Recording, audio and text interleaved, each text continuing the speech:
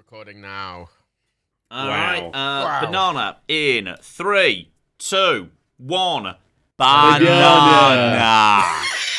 The yawniest. Good job. So I tired. take the banana seriously. I like proper lead into the mic so you can see those spikes from space. I mean, I- I appreciate it, but You can see that banana from space. There's no way you could miss it for anything else. It's very important, which is the entire bloody point of John- banana. the normal Yes. sync point I get from Daniel is a single mouse click, I assure you.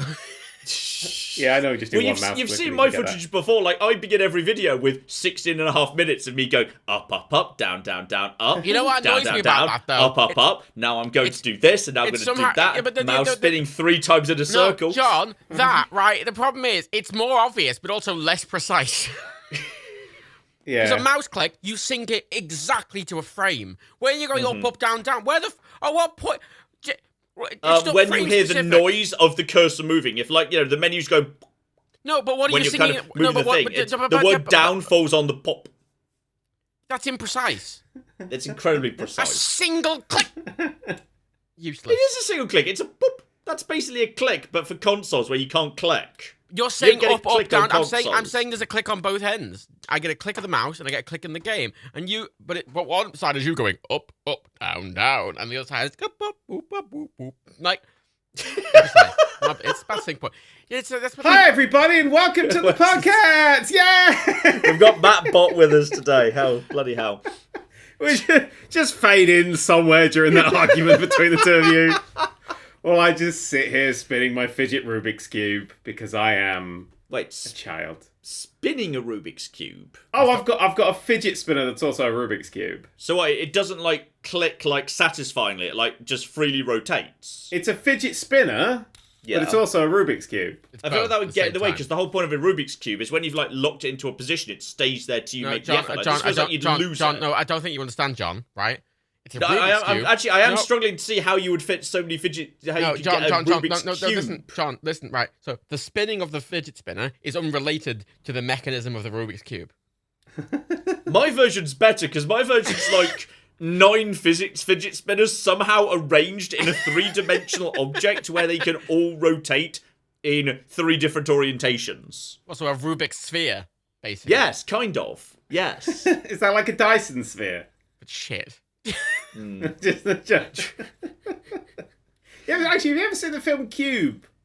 That's the one where they're trapped in the cube, right? Yeah, that's the one where they're trapped in And all the and cubes. it's really bloody weird, and I'm not sure Yeah. it's ever explained what the bloody hell's going on aside from aliens done it. I thought it was like a government conspiracy Oh, it's to the test one starring people Esri on Dax. I've seen that. some shit. I don't remember It's it. got David Hewitt in as well. Yeah. It's one of those things. It's like what's it? It's good. It's a good way of doing low budget horror and shit because it's just literally one set with different lights. But there's a danger with doing a film where your setup is everybody's trapped in a mysterious room. Why are they there? Because the answer why they're there is never satisfying. There's always some bullshit reason that's not as satisfying as just watching them try to figure out why they're in the cube. Which is why you do character development along the way, unless you're J.J. Abrams, in which case you care about the cube. God damn it! Yeah, the cube's more important than you the care people in about the cube, and you're like, no, the cube's going to do something really big, and then it doesn't ever. Do you think the And then the Saw series counts as a ends. people trapped in a cube movie? Just they're technically not in a cube, but they functionally are trapped in a cube. That's It's just just a a bottle. cube-shaped. That's just a bottle. What? It's just a room in it. It's just Yeah. trapped in a room. Yeah, but they're trapped in the space, and there's a bit of a mystery and there's like a puzzle to figure out, which is basically a cube story. But like, you don't need to be in a cube to be in a I mean, cube. sorry. At what point are you gonna like? Fuck this. I woke up like 10 minutes ago. my I'm life dying was over like, here. oh, I'm gonna be running anywhere from 3 seconds to 20 hours late, and just I said a few minutes, and I was a few minutes late. And then you were like, oh, John, my oven's confirm. exploded. Yeah, we're like, oh, my oven's exploded, and nothing. Yeah. You know, Well, I was oh, killed shit. by the oven, clearly. Oh, the fields are on fire. Shit, all my crops the are. fields. All my My crops crops, are yeah, on I'm a fire. farmer. Oh, Is my this translated to corn. Tosla? Is he a farmer now? I've actually... The yeah, book no, didn't work. I- The book didn't work out, so he's just trying to, he's giving wheat a go. Yeah. Sometimes you gotta give wheat a go. I'm just saying. Like, fuck the celiacs. Give wheat a go. I don't understand the number of you see this in like fiction a lot where someone's like, oh yes, I can't wait to retire onto this little farm and I'll have my own farm. So why would that be your dream? Farming sounds like such hard work. You have to get up super early and do a lot of manual labour. Like, that is not a thing to look forward to retiring to. That's a thing to retire from as fast as possible. To go and do something that's not farming. It's what the rock stars do. The good rock stars all retire to a farm. They have somebody else run the farm, but then they get to walk around a farm. Yeah, that's a better way of doing it right there. But, like, farming's like gardening, but, like, 100 times more work. And also a lot more repetitive. And you can't make it pretty. 100 times more. I'm pretty sure it's usually even more than that, John. Probably more than that, yes. But then again, you don't have a combine harvester if you're in a garden. How big is your fucking garden, John, that you can... Well, actually, wait, how big's a farm? Well, I guess, wait, how many fields? Large. How many fields do you get in an average farm? Because I know how big a farmer's field is, but how many fields is it per farm? Like, how big is, like, a farmer holding? Have a Google. The amount of fields is also different to what they're doing. Are they growing crops? Do they have cattle? Are they great? What are they doing? Usually, though, but isn't the point they rotate them? So it'd be the same rough size of field, just 1 year they're doing animals, 1 year they're bringing the crops again to, like, let the ground rest or whatever. Some of them do, and some of them don't. It's because different plants take up different things, and it's suddenly... this is the thing I know. I'm going to say now. I don't know fuck all about. All I know about farming is everything I've learned from Jeremy Clarkson. Yeah, I was about to say the exact same thing, which is such a bad basis of learning about farming. Mm-hmm. I've learned that sheep make you sad, and that if you're already famous, you can open a tiny shop. That's what I've learned. I thought I'd found a really good mathematical answer, but it turned out to be the Steam discussions about a farming game. So it may not necessarily apply. It's like, it gave me a really, really specific answer. Like, it's 6 to 9. 6 to 9 fields per farm. So, that's really interesting that farmers have this very... that's a farming game. Okay. Yeah. Possibly real farmers. It's not I suppose you wouldn't want to go based on the amount of fields. You'd want to go based on the amount of, like, acres. Or hectares. But wouldn't you want to have roughly, like... surely there must be a sensible size of fields, which everyone broadly conforms with. I don't know, it's some random British measurement, like, it's the measurement of like 70 beans times by like the weight of the sun that day. Don't bring that shit to us. We're metric boys. This is the country of metric. It's also actually this is the country of who gives a shit. No, but no, Daniel. Right, we're free from Europe now. We can use imperial measurements again, and we are, and we will. No. We will. Okay, I've learned of a new problem, which...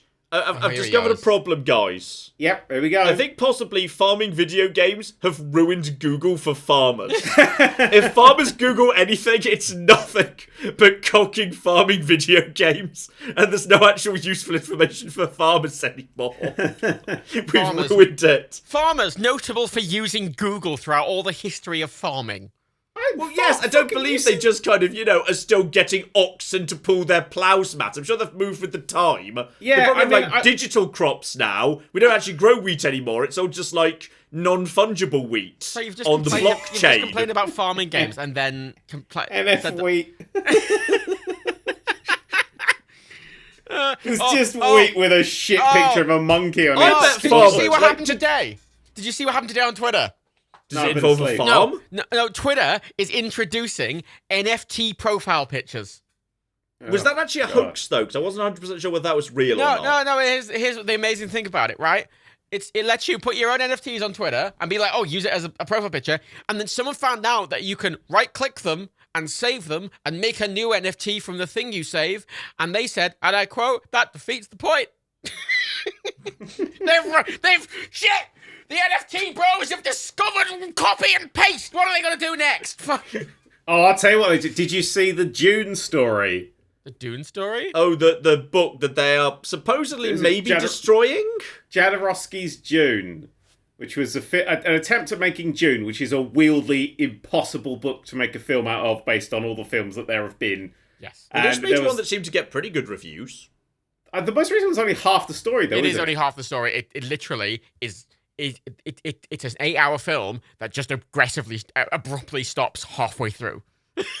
Wait, it was 4 hours long? Oh, it sounds like you. No, it was like 3 hours. That's too long. Like, after a certain point, I'm not going to the cinema. Like, I was thinking I might want to go see the new Batman, then I heard, it's 3 hours. I was like, fuck that. I'm not It's sitting there for 3 hours. Yeah, it's 3 hours. I don't like Batman enough to be going to sit through the final act being like, I really want to pee, but I also want to see whether Batman defeats the Riddler. Fuck, he's going to defeat the Riddler. I'm going to the bathroom. Genuinely, that happened to me in Dune. I was sat there desperately needing a piss, and nothing had happened. He was literally, for the last hour of the film, silently walking through a desert. And nothing happened. Nothing. Somehow I feel like that. I feel like a YouTube editor would be able to get some out of that. No, genuinely. They need to lend us into Hollywood because we're good at just cutting out the faff and shit. But this is the weird thing about it. Joe, your video's like 8 hours long yourself. What the fuck are you talking about? He's got a point. Although, but John records for like 70 hours, then cuts it down to like fucking. Then gets down to 30 minutes. The rest of it just in the bin. I record for 10 minutes and managed to get 20 minutes out of it. I still don't know how to do it anymore. That good. I'm Ultra Instinct YouTube. I'm just fucking, it's the speed. Have you ever seen the original Dune? Like the original Dune? I've never managed to get past the introduction. The one with Patrick Stewart? The one with Patrick Stewart. But some woman just explains the plot to you for a while, and it's like, King Arthur is Spartacus of the sizes of the thing, and they've got a planet, and it's called Smoothie. No, but this is the problem. The new film doesn't do that at all, so you don't know what's going on. Both times it doesn't work. So, because it does the Star Wars thing, right? We're trying to be like, oh shit, it's a big sci-fi world, you've got to somehow set it up. And the first, as you say, it just does this big exposition thing, which doesn't make any sense. And the new film goes, oh no, we're going to do it. Matt, I'm going to need you to vaguely explain the concept of Dune to me, because I've not read the book or seen the film. Okay, so this is what I gathered from the film, right? So, right, there's a load of people. It's imagine space, but feudal.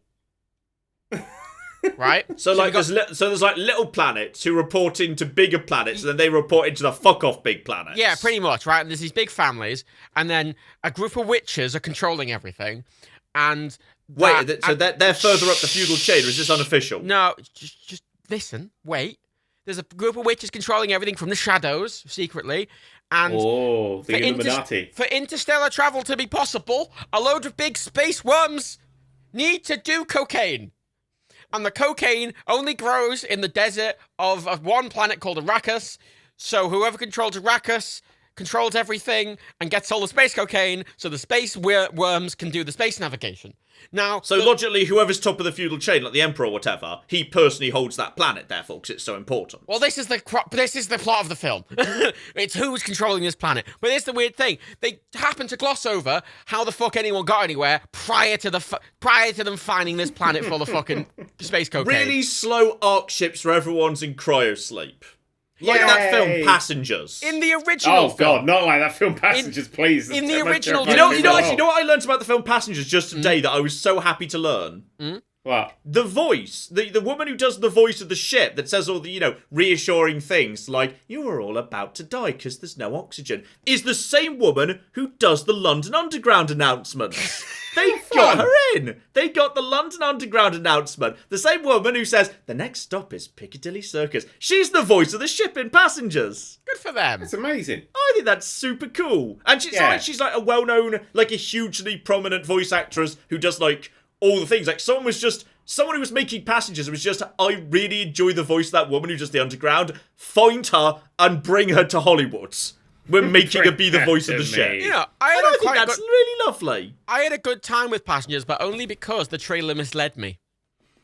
Is that's the one where Mario tries to rape a woman in space, right? Yeah, it kind of looks like it should be a horror film about a woman discovering she's been lied to. No, yeah, but this is the thing I quite like. But it's not. The trailer, it's a romantic comedy. The trailer of the film is all like it just does it like from her perspective. So the trailer's from her perspective. It's all like, they've woken up at the same time, and you watch the film. The first half an hour is Chris Pratt being like going space. Insane. Mm-hmm. He's going space insane, and then it's like whoa, and then the film is progressing, and then she finds out it's like oh shit, he's creepy space Hitler, and then she gets over it really fast. Yeah, no, if the film ended with a death and her going fine because human complicated. If the end result of that film was human complicated, that would have been fine. But the end result of the film was they in love now and they made a house and had children, and I'm like oh. And then there's this weird moment where the gravity goes, so a swimming pool becomes a sphere, and she's trapped in it, but she can't swim to any of the surfaces because there's no gravity. Like, that's not what? No. Yes, she could. No, that's she can just swim through the water to any of the surfaces. Why would she be trapped in the centre because there's no gravity? John, I have a question. Why would the water make a sphere if there was no gravity? Wait, John. Can you explain? Maybe she's the centre of gravity in that room. Can you explain to me and Daniel and all the lovely people at home what surface tension is? Not how it works, what it is. I can explain it. Okay, like this is just a thing for liquids, right? Because like technically it isn't like any solid object in the world, just a lot of surface tension. If you think about it. Like, water has a bit of surface tension, but like ice is just water with a fuck ton of surface tension all the way through. Like it's surface tension all the way down. No. Yeah, actually, I think that works. No, it doesn't. Holy shit, I've just discovered a new physical principle. It's informs science. So you're saying that temperature is based on how tense everything is? No, that's not even close to what I just said. No, I'm just saying that sometimes when molecules are just chilling out next to each other, they enjoy being the shape they're in, and it would take, like, a certain amount of force to disrupt that, because they're already happy where they are, and they shouldn't be forced to move. John, sorry. Yeah. I didn't want you to explain the mechanism of how surface tension works. I want you to explain, literally, on the base level, what is it? Because as far as I can tell, you don't know, because you just complained about the water. Yes. So I'm missing a trick here. What have I missed? Yeah, Daniel? What have I missed? Why can't you just swim to the top of the thing? I don't know why she can't just swim to the top of the fucking thing. Yeah, Dan doesn't know either. What the fuck do you know about science? You dropped out of school age 10 to be a chimney sweep. The water would make a sphere. It fucking becomes a sphere because of surface tension. You see, there's a beautiful example from the ISS this month, in fact, where you have a big fucking sphere of water floating around, and then they put a bubble of air inside it, then another bubble of water inside the bubble of air, then they put a load of liquid inside that, and you could watch little droplets of water bounce around inside the air bubble, inside the water droplet. No. If the ship Wait, how much do we pay these astronauts a year to do this shit? I feel like they're just fucking about up there. They're just making TikToks. If its artificial gravity, then the gravity would pull it away towards the walls and things, because that's the only place that it would slowly do. It wouldn't float in the middle and sphere up. I agree with that. Yeah, it would not do that. Like, it wouldn't just go up immediately. Well, don't fucking tell me that I'm fucking wrong if you're like, actually, no, you're right. This situation would never fucking happen. Is it possible that Jennifer Lawrence was the densest object in the room and thus the centre of gravity? Wow. No, because Chris Pratt was pretty close. Isn't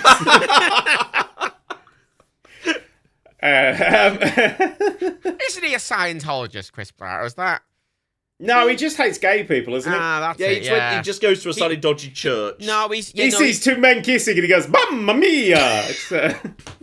Oh God, the Mario. Don't remind me Mario exists. Don't remind you. Charles Martinet isn't even dead, he's fine. Hang on, I will say, for the record, Chris Pratt says he's not homophobic, he just attends a church that's very homophobic and then kind of shrugs. Great. Which I find very annoying, because I actually really quite enjoy the Guardians of the Galaxy films. He's a fun actor. I mean, he's a Lego Movie Man, he's in the other films. He's not a great actor. No. I mean, he's not. Let's put it this way, he's not. I mean, you could recast him. That's true, but he's in a lot of fun films, but they're written... Yeah, actually, you say it, he is just a nothing kind of thing that is in the middle, and he's... Yeah. Do you think this is why Marvel possibly introduced the multiverse? It's just because there were a whole bunch of contract negotiations coming up, and they just kind of, just sat everyone down one more and say, well, there are other Wanda Maximoffs out there, Plenty of them. Much cheaper actresses, as it turns out. Yeah. I mean, the thing about Chris Pratt, the thing you have to remember about Chris Pratt is they've hired Chris Pratt because, Jim Carrey's 60 now, and he can't do the things anymore. No, but that implies Chris Pratt has range. No, I'm just saying he's just sort of he's the funny one. Zach Galifianakis was busy. Let's get Chris Pratt in. I like that. I like we had guy Ron from Williams. The Office was busy. We had Ron Williams, then Steve we had Carell. Jim Carrey, and now we have Chris Pratt. It's been a bit of a downward slope, really, hasn't it? Oh, we've got incredibly funny... In this country, America's fucked. They've never had anything funny ever. Let's just point that out. No, you had George Carlin, and then since then it's been literally nothing. I think Robin Williams is very funny. Robin Williams, yeah, no, I'll give you Robin Williams. Robin Williams, I'll give you Chris Farley as well. I always found Chris Farley pretty funny. And I mean, Bo Burnham's Canadian, isn't he? Yeah, see, that's the thing about America is they'll take... I bet all everyone else we've said is also Canadian. But the UK, we just... we're like, boom, have a fucking James Acaster on the world. You're not ready for a James Acaster. Boom. Have a James Acaster. Boom. Have fucking Richard Herring, who's just an underrated motherfucker. Don't tell him I said that. He'll have me on his podcast. Why haven't you been in this podcast? That's a question. Because he has legitimately incredibly fucking famous people on there. Yeah. If you want to listen to a podcast that isn't like this one because it's good, I recommend Rollista. Good sometimes. Richard Herring's Leicester Square Theatre podcast. If you edited this podcast in the same way that Dune should have been edited, we might get something good out of it. We can probably get 10 good minutes out of this. Why did I hear a fucking drum in the background? So I'm just practicing for my jokes I do later. Just getting the...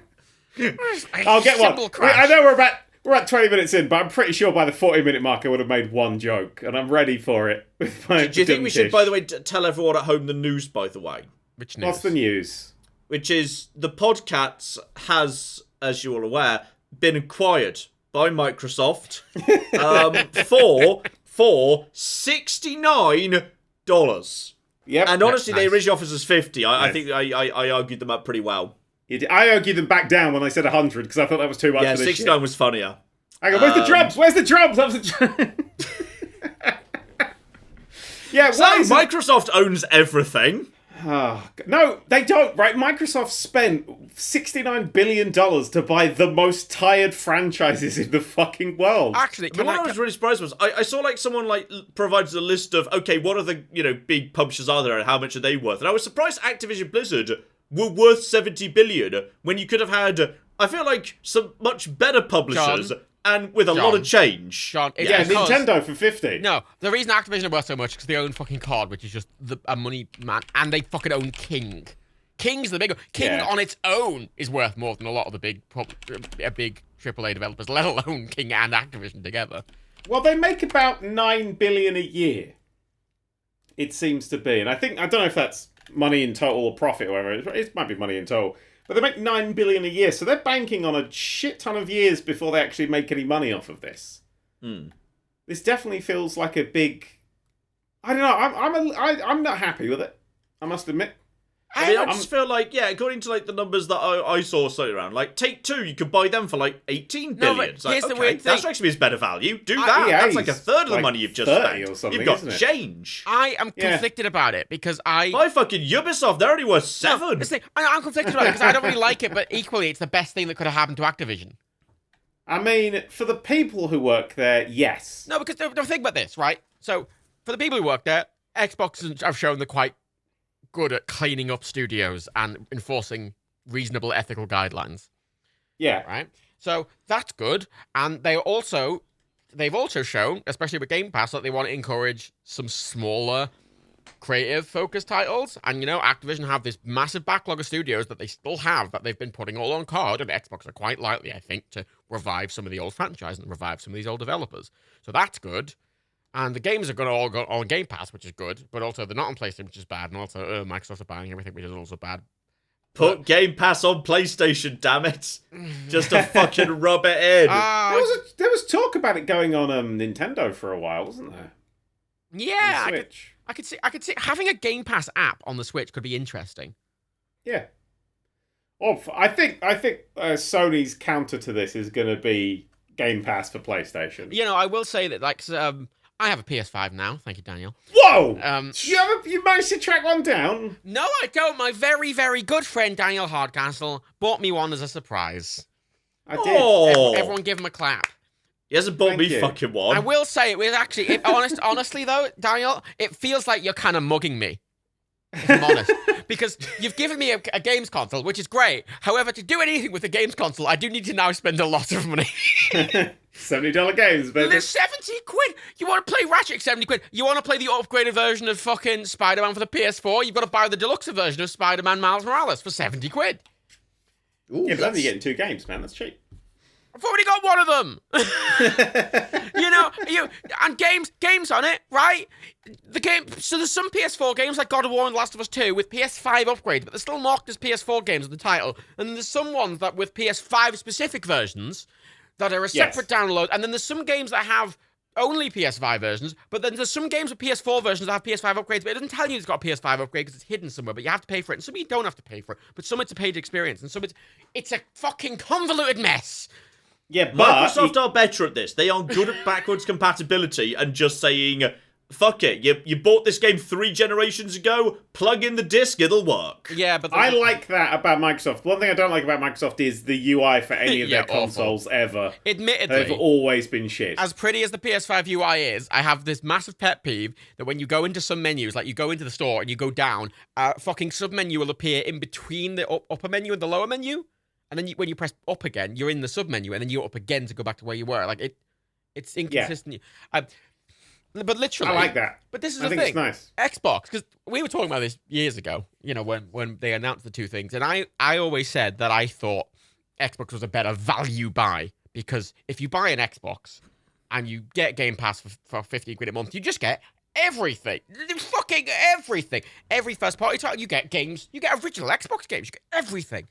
And then you buy a PlayStation for the same price, and it's like, you want to play one game? 70 quid. And I'm like, Yeah, but the difference here is if you buy a game on a disc, you own the game. No, you don't. The disc just contains, little exe files saying, here's the online version. Yeah, but you have that game that will always work on that console. Whereas Game Pass games just go from it. Remember, it is renting. But this is 2 things. But there's 3 things there. First of all, most games I'm fine with renting. I used to rent games when they were on disc from fucking Love Film because most games I play once and then I never touch them again. Second of all, discs. Second of all, right, the PS5, right? This is the whole thing. Daniel's got me a disc PS5, and I'd like to have a disc PS5, especially because of old PS4 games and getting stuff in cheap and all that. But I prefer digital games because discs break and get scratched, and I fucking lose them. I like digital. The only disc I've ever had break was the one I snapped in half in a rage after a video. No, admittedly, I do. Mining simulator or some shit like that. And I did in the video. I destroy it. You went to a shop to buy mining simulator. A lot of those old fucking simulator ones. Yeah, that is pure. Just download it on Steam for £1. They weren't on Steam back then. They weren't on Steam for ages. So I was doing all the simulator videos. I've still got all the discs. I'm thinking the next time I do some sort of like Unbound back thing or a Kickstarter back thing, one of the tiers is going to be I will give you one of the discs used in those shit simulator videos. Warning, one of them might be broken. The ubiquity of simulators these days might partially be your fault as one of the YouTubers who were doing the let's show off shit simulators. Yeah, you were one of the day. first, weren't you, Daniel? I think this might be your fucking fault. I'd like to plead the fifth. I'd like to. The disc thing I appreciate. I have I'm gonna disagree because I think now there was a period where it was like funny simulators, but I think now simulators are in the best place they've ever been. I think if you want to fly a plane or drive a truck or fucking farm, all of that shit, there's a really high quality. Like the ironic popularity has led to that genre getting better. Because Farm Simulator, I'd fuck around and be like, look at the silly things. And people are like, I'm going to do the silly shit. And they're like, oh, we've made more money. Let's put it into making the game better. And now people like legitimately really fucking love the Farm Simulator series. I'm assuming the most recent Farm Simulator game has a really good break on stage. I'm putting that on your flipping tombstone. Accidentally normalised simulators. Hey, you know what? If that's Dan's positive contribution to the world, I'll take it. Yeah. What? No, I've got loads of positive contributions to the world. No, that's it. Underlined. Case closed. I've raised like 100,000 for charity across my course of my year. No, it's irrelevant. Simulator to save boy. on soil, we'll fill the rest of your grave in with unsold copies of your books. Farm Simulator 22 has very positive ratings on Steam. Yeah, they're doing well now. Yeah. Euro Truck exists. Modern flight simulators are good. Train simulators if you can download are they now? You can download the fucking if you can thing. download them. The train sims. No, I think the train strategy games are more fun than the actual train sims. I'll tell you what's more fun than train strategy games, mate. Having a little model train set. It's the shit. It's the shit. I love that little thing. John, have you seen Daniel's little model train set? I haven't, no. Oh my god, it's amazing. He got it's T gauge. It's the smallest thing I've ever seen. There's a greenhouse set, and the picture on the box of the greenhouse set has greenhouse on the end of a pencil because it is so small. The gap between the two rails is 3 millimeters. This feels like it's just asking to have like thousands of dollars worth of intricate models be destroyed by one silly clumsy doll. They're not. The price of them is about. I think it's cheaper than normal full size models. It's cheaper, yeah. And they're tiny. You can put them on a desk. I want one. One of your dogs is going to eat your entire train set, and you're going to be so sad. No, Matilda will not eat it. Matilda will just accidentally breathe in. Yeah, just straight up the nostrils. Yeah. And then she can sneeze and fire them out. I think Elon Musk's trying to invent that, isn't he? That's the... In one afternoon, you are going to lose all the money you invested into the train set and the money you have to pay to get all the stuff out of Matilda's stomach. No, sorry, Daniel, it's Elon Musk's not trying to invent that because trains are... No. What you have to do is you have to paint them white and call them pods and only let 3 people in them at a time. That's how you do it. He invented trains, but worse and more scary. He sure did. Well done, Elon. I enjoyed seeing footage recently of, yes, I think it was just a queue in the one tunnel. Yeah. That one dumb multicolour tunnel. It's like, how did... And people, like, generally because the people using it had pretty much drunk the Kool-Aid, they were incredibly shocked that one underground lane with no hard shoulder could possibly have a queue in it. Oh, but the thing was, when everyone was trying to justify the fact it's got no safety, it's got no exits, there's no way to get out of the car, there's no safety things inside that tunnel. People justified it by the fact of, they don't stop moving in the tunnel. Well, but they do. Yeah, yeah. I like the idea. It does sound like the beginning of a Thunderbirds episode, doesn't it? Yeah. Jeff Tracy, well, we're going to need the mole for this one. Suit up, Virgil. I mean, what you could do is just put them on a track and electrify them and tie loads together, and that would be a lot more efficient, I feel. See, I saw one valid argument of them in an out of context sense was that, well, this was... I'm going to do the impression of it. Well, if you... Actually, no, it's too English. Well, if you did this up... No, that's too hick. What the fuck was that supposed to be? It was hick. I was going for American Tech Bro, but I failed at every count. Let's just move past it. No, you went for American Tex Bro. It's a difference. The point is, they were arguing that... I mean, I appreciate that your brain just had an allergic reaction to an English accent as a result of the centuries of oppression. Sorry about that, by the way. Oh, thank you. He's sorry. There he is. He's sorry. We are very sorry about the centuries of oppression. I'm not. Look, the justification that one person gave was that, digging a very small tunnel with no infrastructure in it is obviously way cheaper than building a load of trains and all this infrastructure. And it's like, yes, that's true, but also the reason for all the expense is a thing called safety.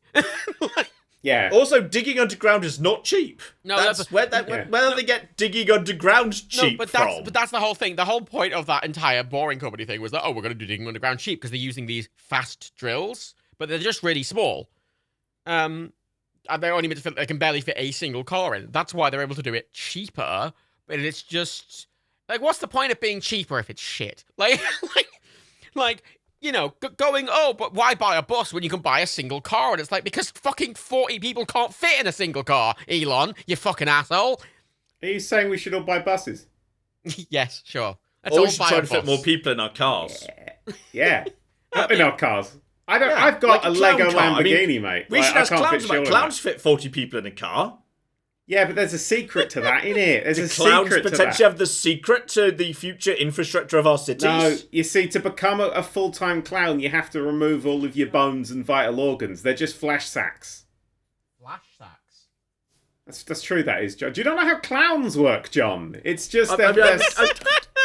I'm searching right now for how do clown cars work, because I'm wondering if there is a secret. Right, this thing, it's called magic. Oh no! I found an article. The big secret behind the tiny car. Wow. This is going to on a trapdoor. I'm going to be honest, I've never seen an actual clown car with clowns getting out of it. It's always a thing in cartoons. Shit, it's by the paywall. Fucking big clowns already censoring it. Oh, who's the clown now, John? It's you. Bitch. It'd be fucking devastating if one of those clown cars is in an accident. Apparently, tunnel as well. How are they going to get out? Yeah. Apparently clown cars have just basically, they've got, like, no car in the car. They've, like, taken all the car out. Some of them do, but the one I saw had a trapdoor underneath it. It was very obvious because it's a fucking car and you can see underneath it. And I went, oh, look, they're just coming out the hole underneath the car that was quite clearly there when they pulled up on the one space. So yes, if you strip everything out of a car, you can, like, even a small car, you could fit 15 to 20 clowns in it. Yeah. So, okay, Matt, I think we're on something here. Maybe Elon Musk is on something. We just need the cars to fit 15 to 20 people each. Okay, so here's the better idea, right? So you take those cars, because it's got no engine in, so you'll have to put, like, an engine at the front and get a load of them and put them together, connect them all, right? Yeah. So you have an engine at the front, a bunch of cars fitting, like, 50 people in, and you put them through the tunnel, and then to make it safe, you put them on rails, right? So they can go in the right direction, right? Yeah. Solution. There we go. Highly efficient. Yes. We've got to say a clown multi-car. I like that if you ever talk about travel, you always invent the train. It's like evolution always tending towards crabs. It really is. You just you know what a plane is? Just a train with wings, isn't it? Wheels. It's a train with wheels. You know what I've been watching lately in the background, right? I've had it on just as a moving wallpaper. Japanese Shinkansen videos of just like a very quiet, just Japanese man. Like, it's a travel vlog, but Japanese travel vlogs involve literally no talking or music. Which most Japanese videos do. Rebecca watches a shit ton of them. No, it's just somebody that sounds silently very opening something. I'm going to be honest, I'm into it already. But excellent. But I love that shit. But Shinkansens, right? Literally inside them, they have airplane windows and airplane seats, and everything's like an airplane. They're just an airplane on track. Isn't that quite inefficient because you lose a lot of standing space? They're not for standing space. They're long distance trains. They're not for standing space.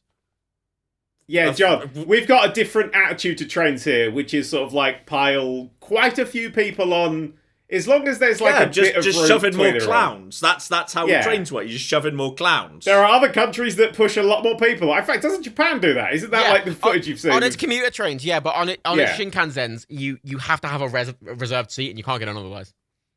Yeah. Which is neat. I want to go to Japan just because I want to ride around on trains. Oh my god! Oh my god! I saw they have this one, right? They have this one fucking Shinkansen, and it is all pink. It's Hello Kitty themed. Every seat has Hello Kitty theming on the fucking stitching, and then one of the entire cars of the train is just a big playroom for kids, and it's lots of Hello Kitty themed things, and everything's pink. Imagine committing suicide via a train, and that's the one that comes along. It is the sharpest looking just a massive 250 miles an hour Hello Kitty flans you. It's just this big pink dildo.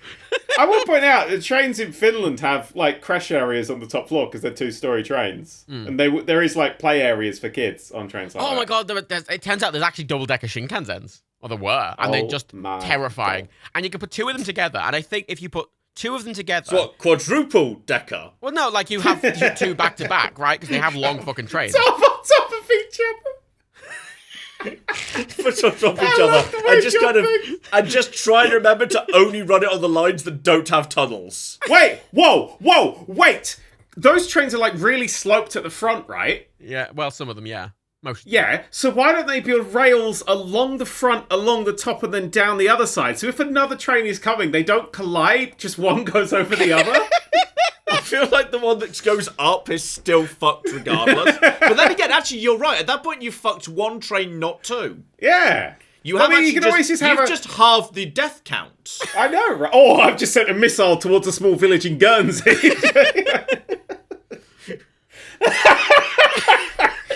Guernsey. Why was that what you went with? I'm just what you were just saying about the Hello Kitty train. I wonder if that's ever saved someone's life. Like, imagine if you're standing on a bridge and you're thinking, do I want to jump? And you just think, God, if I shouldn't jump, send me a sign. And then you see Hello Kitty coming towards you. A character whose catchphrase is, you can never have too many friends. I feel like you take that as a sign to not kill yourself. Oh. I mean, that's a very optimistic worldview, John. Slightly optimistic worldview. I mean, admittedly, if the person decides that's not a good enough sign, then the person on the next bridge down now has blood smeared Hello Kitty coming at them, which is a more ominous sign. I'm not even sure Shinkansen has bridges over it. I think that's one of the things. It was all made. I think all the things under it, tunnels. Did they go under it? Does everyone have to go underneath it? Yeah, I think so. I actually think... Is it all on raised? Is it all raised like a monorail? I think it is all mostly raised, and I'm pretty sure that I don't. If there is, I've never seen one. Why do we use bridges and not ramps? If a train's going that fast and it's like on a rail, just ramp it off. It'll leap over the thing and land on the other side. Oh, I got a YouTube recommendation the other day. It's this like fucking 10-year-old animation of like steam train like drag racing. It was these big like drag racing looking steam trains, and it was like exactly what you're saying. It's literally exactly what you're imagining, but as an animation. I really want to see trains go over other trains now. That's genius. I think we've genuinely invented something on the podcast. Animators in the chat, if you just want to ignore the laws of physics while you... No, but you can always like just have it like as slightly longer rails on the front and the back of the trains, and then if another train comes on, it could just literally just go over it and go the other side. If there's a faster train coming, it just comes on. If there's another faster train coming behind that one, they'll just like triple up, and then it will work fine. Okay. I can put my Hang on hand a up. minute. You know what trains can't I've just had an idea. Oh, God, yeah. John, let's go. I've just had an idea how we solve basically the energy crisis and make trains run for free. Wait, let me get my pen and paper out. I'm going to write this down. There you go, idea. Right, here we go. It's going to be fully technically possible, right? Got my pen. All right, so how about... There we go. Got my notepad, right. All right, so instead of running trains as we do... Yeah, no trains. All right, trains, yeah, we run 2 trains of half length each next to each other. Right? Okay, so we've not impacted capacity in any way. So you've made wider, shorter trains. Yes. Yeah, precisely. Is that the entire thing? So they need to be wider. They can have half capacity each, as long as we keep the capacity the same. Wait, right? Is that it? No. So we've probably saved a bit of fuel there, so we're probably fine already. Well, no, because you've now got 2 engines pulling... Yeah, but we've not doubled the fuel count, have we? We've maybe increased it by 70%. Sorry, how would you have not doubled the fuel count? Because the train's not pulling as much. Each train's not pulling the same amount. It's not a closed system, yeah, fuck it. So it's using a bit less. John, these big fucking modern trains... No, fuck off. We'll invent a new engine so it uses less. It's fine. Fuck off. Modern trains have motors in every carriage. What? Okay, but I'm getting to that. Okay. I'm getting to that. So what we do then is we paint the trains different colours. All right? And we also paint everyone's house in the country like one of those 2 colours. And you have to ride the train that matches where you live. And we make it a big thing like football teams, where people get very competitive. And then we fit all the carriages with pedals that you can turn, like hamster wheels, you can run in, and like any other way to generate electricity. And the trains race. And you want your train to get there first. So everyone does this so much, we don't even need fuel in the train anymore, because everyone's powering their own train, because they want to win, because we've turned it into like football. Where people get seriously hardcore into their train winning the race. So, 1, I've just sold... No, trains are not going to need engines to run. You're welcome. 2, we can lower the fares because we're not paying for energy anymore. You're welcome. 3, I had a 3 at some point, but I've forgotten it. 4, I was hoping I'd have remembered 3 by this point, but I haven't. I can imagine, it's better. John... Everyone gets 5. Everyone gets there faster. I've just sped up transport infrastructure. What I really like about this, John? Yes. I can imagine you in Microsoft's boardroom pitching that idea as a better way of using 69 billion than buying Activision Blizzard. And I think they still would have gone with Activision Blizzard, I'm afraid. I think it's got faults. Okay, even if we take away the competitive aspect to it... The whole aspect, we'll take that away. That's a good start. If we take all that away, and we just include the hamster wheels and the pedals and whatever, and we just announce to people at the start of the trip, like, okay, we're going to get there this time, but if you all pedal, we might get there 20% faster, because you just take all that extra energy and just put it straight into speed. pure John, speed. Yeah. When people get on escalators, they stand still instead of just climbing the stairs like a human being. I always climb the stairs. Yeah, but a lot of people stand still, John. Your idea will fail because people are lazy cunts. Some people are lazy. Some people will pedal like Also, Billio because they want to get there a few minutes faster. John, right? The issue... The trains don't need No, more I'll admit, power. there are issues where if one lazy train's up front and there's a really active train behind it, there could be a collision. Because that's when you use my rail idea, John. That's when you use my rail idea. No, wait, I've just solved it. Because if people are being lazy twats, all you do is announce them. I see you being lazy twats back there. But just FYI, the people in the train behind us are not. And they are going to impact us in 4 minutes at the current rate of gain. So I'd get pedalling, you lazy twats. So you That'll think get them the going. way to fix just no one wants to die. You think the way to fix the infrastructure of trains in this country is to threaten death with everybody who gets on them? That's what buses do, John. That's buses. You just invented buses. You actually have invented buses, just coaches for the different teams. Like that happens. You've invented a bus for the fucking Flintstones. You don't manually power the coach to go faster. You do. No, you don't. Sorry, you do, because you will it to skip some stops because the crazy guy next to you licking the knife, you want him to fuck off. No, John, you know what you've invented? You've invented one of those fucking pedalable offices. Yes, precisely. Thank you. You're Sorry, welcome. A pedalable office. So there's legitimately a thing that's in a sort of place in America where imagine a big boardroom table and then all the chairs have pedals and there's someone at the front turning it and then you're having a board meeting while pedaling below on the street. Yeah. It's kind of like that, nightmare stupidest dystopia episode of Black Mirror, except actually real. Everything I hear about working in an office makes me want to throw myself in front of a Hello Kitty train. There are good moments in an about it too. No, there's not, John. There's not. There's nothing good about working in an office. In Japan, the office culture in Japan is not exactly known for its joy or healthiness. If we're going to be perfectly honest. Yeah, that's why they invented karaoke. Imagine thinking that karaoke was better than your day of work. That's how... I feel so. We should start a GoFundMe for the people of Japan because I feel sorry for them. They do need it. They're not the third largest economy in the world.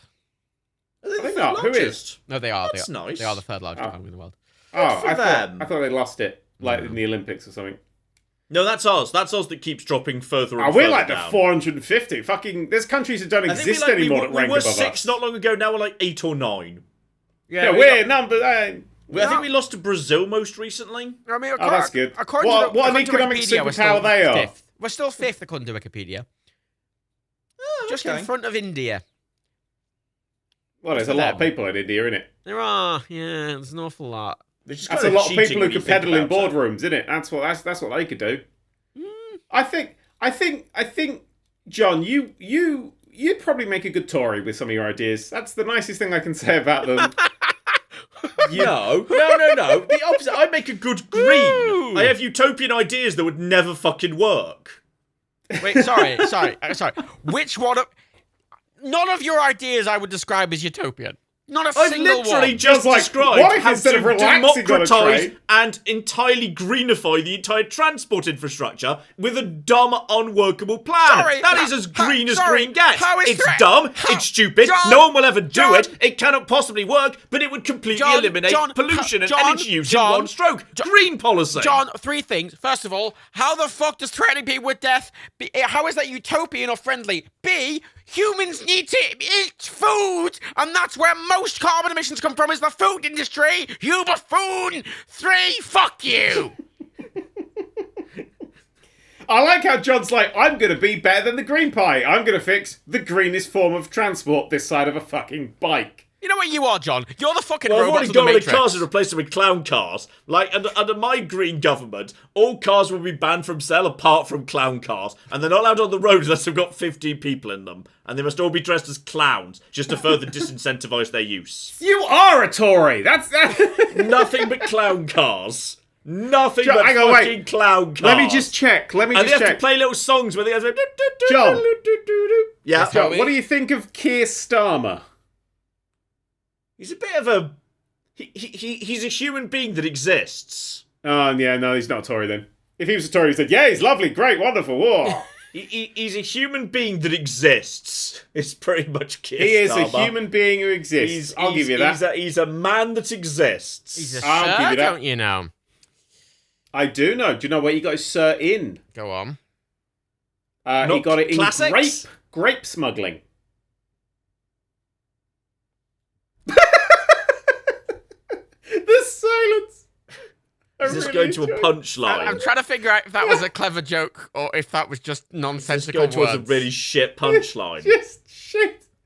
I just was like, say something stupid. I ain't got it. I'm tired. Fuck it. I think sometimes you have very clever jokes, and other times you don't try at all. And I can never. Sometimes I can't tell the difference. It's called ADHD, baby. It's a wild ride. It's like waking up in the morning, and you get those big spinning, like Wheel of Fortune, and each section says a different thing you could do on that day. You give it a big spin, and then it just never stops spinning. That's ADHD. It just never stops spinning. Oh, it's the Rubik's Cube! Is there somewhere we could utilise this wheel to power transport? Oh, fuck off, John! Because this does sound like a perpetual motion machine. Is there any way we could somehow convert ADHD sufferers into no, it's not perpetual. energy? I have to put a lot of energy into feeding myself with food. Thank God and you've got CFS as video well. That games. really adds to it. It really, I like my mind going a million miles an hour and my legs not working at the same time. What a joy! A million miles an hour. Oh, fucking God. hell. Just keep spinning. There's got to be a way we could convert people with ADHD into energy. Genuinely, Yeah. John. Like, genuinely, aside from just tossing them in like an inferno or something. genuinely, like, you are the robots from fucking the Matrix, where it's like, oh, you know what will be really power efficient? The heat from human bodies.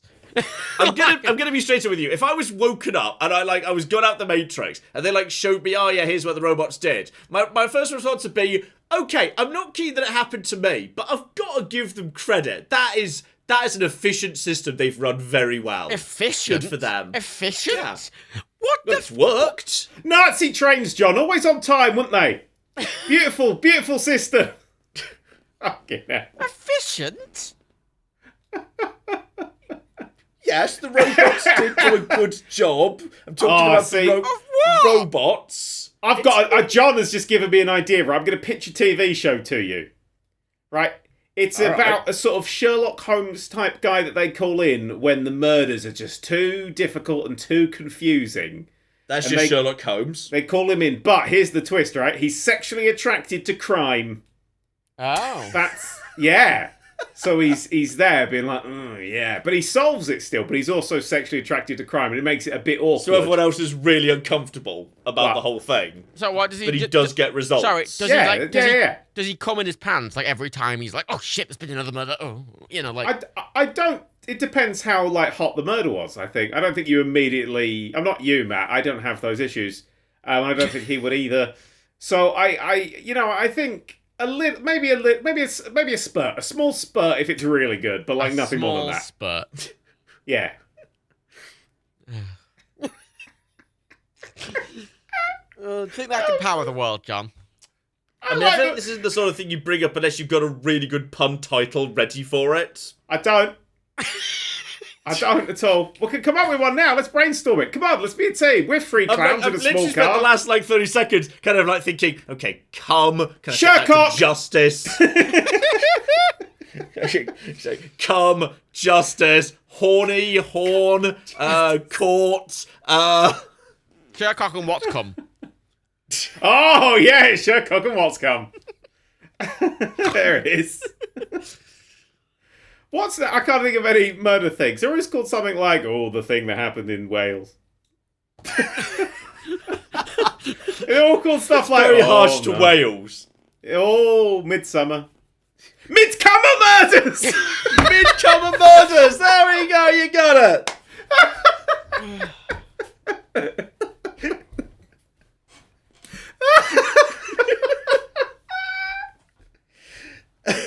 You're right, Daniel. How you doing? Good night, everybody! Oh, dear. Oh, God. Genuinely. How you doing? I've been up since 8 a.m. How about you, John? I got up at AM. I've just had an hour's sleep, but it's fucked me up a little bit. Ah. Yeah. Well, I've had an exciting day, Dan. You know what I've done all day? Phone calls. Literally an entire day of phone calls. Wow, that sounds like a living hell. Yep. And I went to the hospital. Oh. I had a physio appointment. The point is I had to go into a hospital during a pandemic, which is never pleasant. Never pleasant. No, but thankfully, don't worry, everyone. Especially once this is out publicly, there've been no restrictions in the UK, and more even though it's 100,000 cases. How are we feeling about the country now? Brexit happened like 6 years ago, whatever the fuck it was. How are we feeling? What's the mood of the country? Do you think? Let's stick a little bit of the country in a petri dish and see what we can see. Well, what do you think? Stick a little bit of litmus paper in the country and see what comes out. If you swab the country's eyeballs, lick your finger, put it in the air, and it'll fucking set on fire. I'll just combust. What way's the wind blowing? Uh-oh. You could call it bones. I mean, that you wouldn't have to change it, would you? Just never mind. I think I was saying to a member of my family that not so long ago, like apparently, like I'm conceptually aware of the concept that there are these things called economic booms, and we used to have them, and like people did well during them. And it was an optimistic time where people did well and people made lots of money and people felt optimistic about the country. It's like, that sounds nice, doesn't it? It does. What would that feel like? We haven't had one of them in like basically our adult lives. No, the problem is though, when you talk about that in the context of the UK, I mean, when? Okay, well, that's different for you. You're Irish. No. Generally, those times did coincide with us increasing the oppression, yes. Yeah, it's the thing. I mean, you go back 100 years, it's just oppression. And then you go any further forward than that, it's just Margaret Thatcher just killing all the fucking Northerners. And that's it. You know? I thought you meant earlier than that, like Margaret Thatcher was somehow hundreds of years old. That's the British, right? The British, right? They either were raping everyone, taking all the money, or being sad. And that's the two speeds.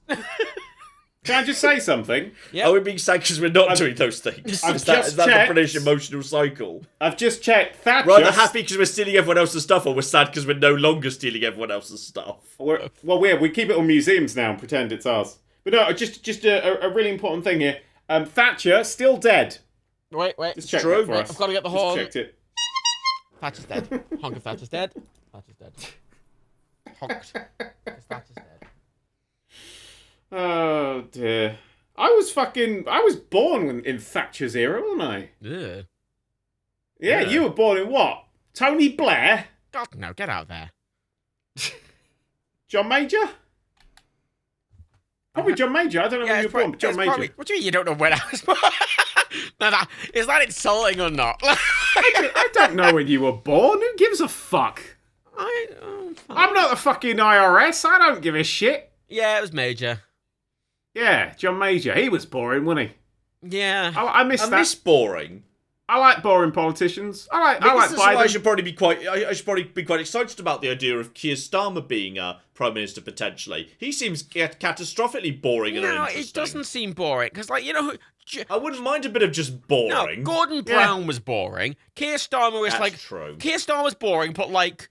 He's like boring at a cocktail party boring. It's kind of sad boring rather than just bumbling boring, which is... Ed Miliband looked like he was boring but with a bit of geekiness tossed in. I was down for that. Yeah, like you, John. He reminds me a lot of you, John. I was down for Ed Miliband. Actually, this is true.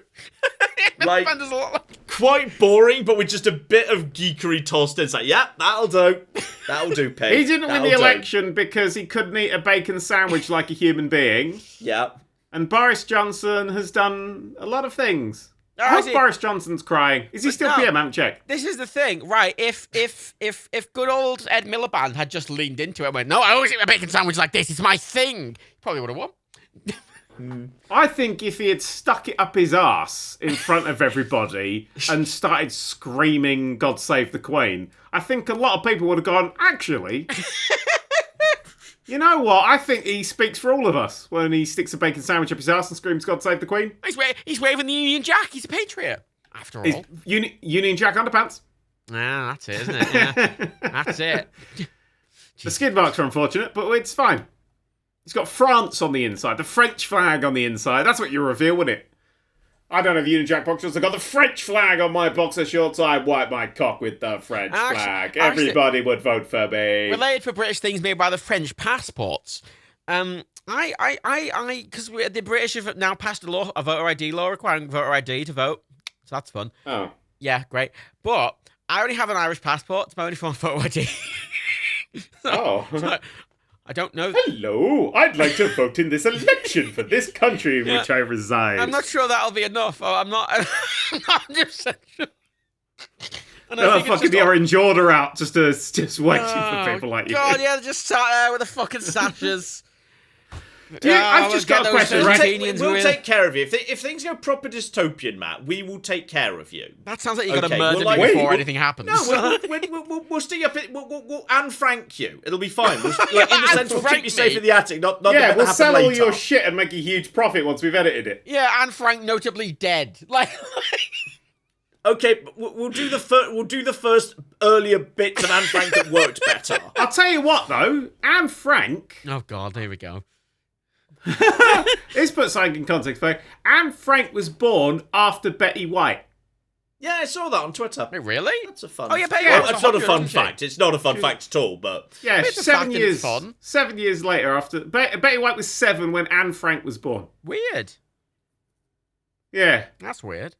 All I meant to say was, Matt, if they start rounding up the Irish again, I will happily, stash you in, an attic or a basement or something. We'll take good care of you. Oh, so if I'm being oppressed, you'll just put me in the basement and hide me away. I'll also vote for whoever promises to not oppress you. Wow, thank you, John. That's so generous. You're there fighting for the monster Ravens movie. Look, you can be more appreciative when you're not getting cooking lunch today. Oh. You've not had any lunch? Just soup poured through a hole in the floor. Yeah, exactly. Who do you think out of us three is most electable as PM of the UK? Oh, me. Yeah, me. Yeah. Okay, so definitely me then. Okay, it's good to know. It's good to know. Look, I'm sorry, but I'm literally an Oxford classicist. I can do this shit. No, yeah, but you're not scummy enough, John. No, but out of the three of us, I think he's got the best chance. So, the thing is, John, 100%. I think you'd be a bad prime minister, but you fit the bill very well. In all fairness, I can't do much of a worse job than some of the recent candidates. Exactly. I'm not going up against tough competition. And Daniel, no. You wouldn't get elected. What do you mean I wouldn't get elected? We got a fucking haunted mop as PM at the moment. Anything's fucking possible. His only fucking qualification was his dad told him to do it. Yeah. And his dad's been fingering the Queen or something. I wasn't paying attention to what was going on. Yeah, has your dad been fingering the Queen? I don't think so. So how are you going to get it? I don't know, he might. He might have done. He's old. Pretty old. He might have done. You see, the reason I become PM over you, Dan, I'm just going to text your dad. The moment you talked about fingering the Queen, Queen, I immediately thought, that's a bit far. I wouldn't have made that joke. Oof. Yeah, precisely. I'm talking for the people. Oh, the people. Why? Yeah, actually, I'll tell you what, lads. I'll tell you what. I'll talk like this from now on. People will be like, there's a geezer who talks like I do. Just like what I do, he does. And he reads The Sun and he goes, oh, where's the tits on page 3, God? Oi, lads. And he likes Mrs. Brand's boys and having noodles on beans. That's his favourite meal. Noodles on beans. To be clear, everyone, I'll admit, this is where my attempt to look like I've got the common touch to fall apart. If anyone asked me what I thought of Mrs. Brown Boys, I'd start sweating for a moment before I'd just launch into a rant about how it's the most fucking shit I've ever seen. I hate it. I like Mrs. Brown Boys season 1. That's the thing. I think John can't do it because he's got integrity, whereas I know how to play the game. I feel like I could be like, Mrs. Brown's Boys is a fucking miracle of comedy. The mixture of sort of deleted scenes, almost outtakes, in to the actual thing adds such a closeness to the show. It almost feels like it's being performed locally in your show. No wonder it's got that level of popularity that it has. It's almost got that original radio feel, where it feels very personal. It feels like it's directed to you. You feel like you're actually a member of the audience, not just watching a television show on the TV. I genuinely liked the first season of Mrs. Brown's Boys. I will defend it. Of course you did. It was, it was bibliographical, wasn't it? It was genuinely. It reminds me of home. Border Force. Yes, I've got an anonymous tip-off. Yes, my own attic. It's my own attic, actually. I've just got a feeling someone might have snuck in there. Just start fucking hearing tambourines going in. I'm a British citizen. You can't take me out of this country. Actually, we'll still find a way. They'll Oh, by the way, you're fucked. They'll just ship me someone and be like, oh, he's taking a citizenship away. He didn't like a queen. He's a terrorist. They'll probably, like, I don't know, convert Guernsey or the Isle of Wight into a prison island. Yeah, fuck it. Let's do that. It's like Australia, but small. Yeah, and much easier to get to, thus saving on fuel. Another one of my manifesto promises has been fulfilled. Jesus Christ. Just John with a trebuchet. Actually, you know what, John? You're sounding more electable by the second. Yeah, that's the thing. John would be saying all of this while sat there eating a beef steak. Like, a beef... I feel like I didn't need to specify beef steak. Beef steak. What would I be saying? That would be a fucking weird party political broadcast. Just cut to me halfway through my steak. Oh, I'm sorry. I didn't see you come in while I was eating my beef steak. We're saving lots of energy. Oh, beef, more beef, more beef. Yeah, but right, here's the thing. Like, imagine that, though. Party political broadcast, and it was just John eating a steak silently, staring dead-eyed into the camera. Just eating a whole meal. How would I be cutting the steak if I'm not looking at it? That'd be tricky. Because you've got basic human fucking... Yeah, what the fuck? You can't... How the fuck would you cut up a steak without looking at it? Well, you kind of just stab it and cut. It's not the fucking hardest thing. Yeah, you have spatial but I'm going to end up with some bits that are too big and some that are way too small. John, are you a child? Is this what we're discovering here? Are you a, are you a at small boy piloting a man? Yes, you look at something while you're cutting it so you get approximately sensible sizes. John, if I was, for instance, cutting a vegetable with a sharp knife, I would look just to make sure that I don't cut myself. But, John, how much TV do you watch? You're using a steak knife, which is serrated and sharp. It's not sharp, it's serrated. It's I'm not designed going to cut through cut meat. my own fucking hand off, am I? Because I have a certain level of spatial awareness. I mean, that'd be one hell of a party political broadcast right there. It just opens in dead silence with me staring at the camera while cutting a steak. Then I fucked up and cut off one of my own fingers. Get dragged off by my monitors in the final 2 minutes. It's just silence with some vague, kind of distant 2 rooms over moaning and screaming from me as they try and reattach my finger. Then just cuts to black. Amazing. My party people yep, I'd do it from I'd have a big shark tank behind me. That's what I would have, a big tank of sharks. And I'd be like proper, I'd be facing away from the camera in a big chair. And I'd just be like talking, like, you know, like, what's his face? Martin Sheen in Mass Effect. I'd be like that. Sorry, you were 2 minutes ago, you were like, oh, I want to be a cocky geezer. And now you're going to be fucking Dr. Evil. Like, well, it's a big difference between the two. You see, I think I've got more coherence in my strategy. Like, I can just start off looking, you know what, proper nice suit, whatever, sitting on a nice chair, but like, people of Britain, back in the rising of Boudica, trebuchets. Oh, God, I want to I wouldn't vote for that. Do we have enough trebuchets? Oh, British-made trebuchets. We will deliver our prisoners to the prison Isle of Wight with our new trebuchets. A trebuchet in every garden. That is my promise to you, people of Britain. Who the fuck's that Boudica he's on about? Let's not vote for him. That's it. You've lost it. I just need to address it. John, you like saying trebuchet far too much. Every time you say it. It's a really nice word. John, it's also pronounced trebuchet. Thank you very much. Every time you say it, I can just hear in your voice going, I'm pronouncing it properly. No, I'm just pronouncing a word properly. John, hang on. You think it's remarkable that I can say words? But you sound proud about it. It might be something that you're very proud of, but I just take that as read. It's just that I can hear that you sound proud about it in your voice. You just say it with such Would you like me to describe the trebuchets as ubiquitous? Ooh, look at you. Ubiquitous trebuchets, ladies and gentlemen. Oh, look at me. I passed my A-levels. I'm John. John thinks on my first day as Prime Minister, we will load Prince Andrew into a trebuchet and fire him into the sea. Well, then he'll just come back. He'll just swim back, John. He can't swim. He can't swim.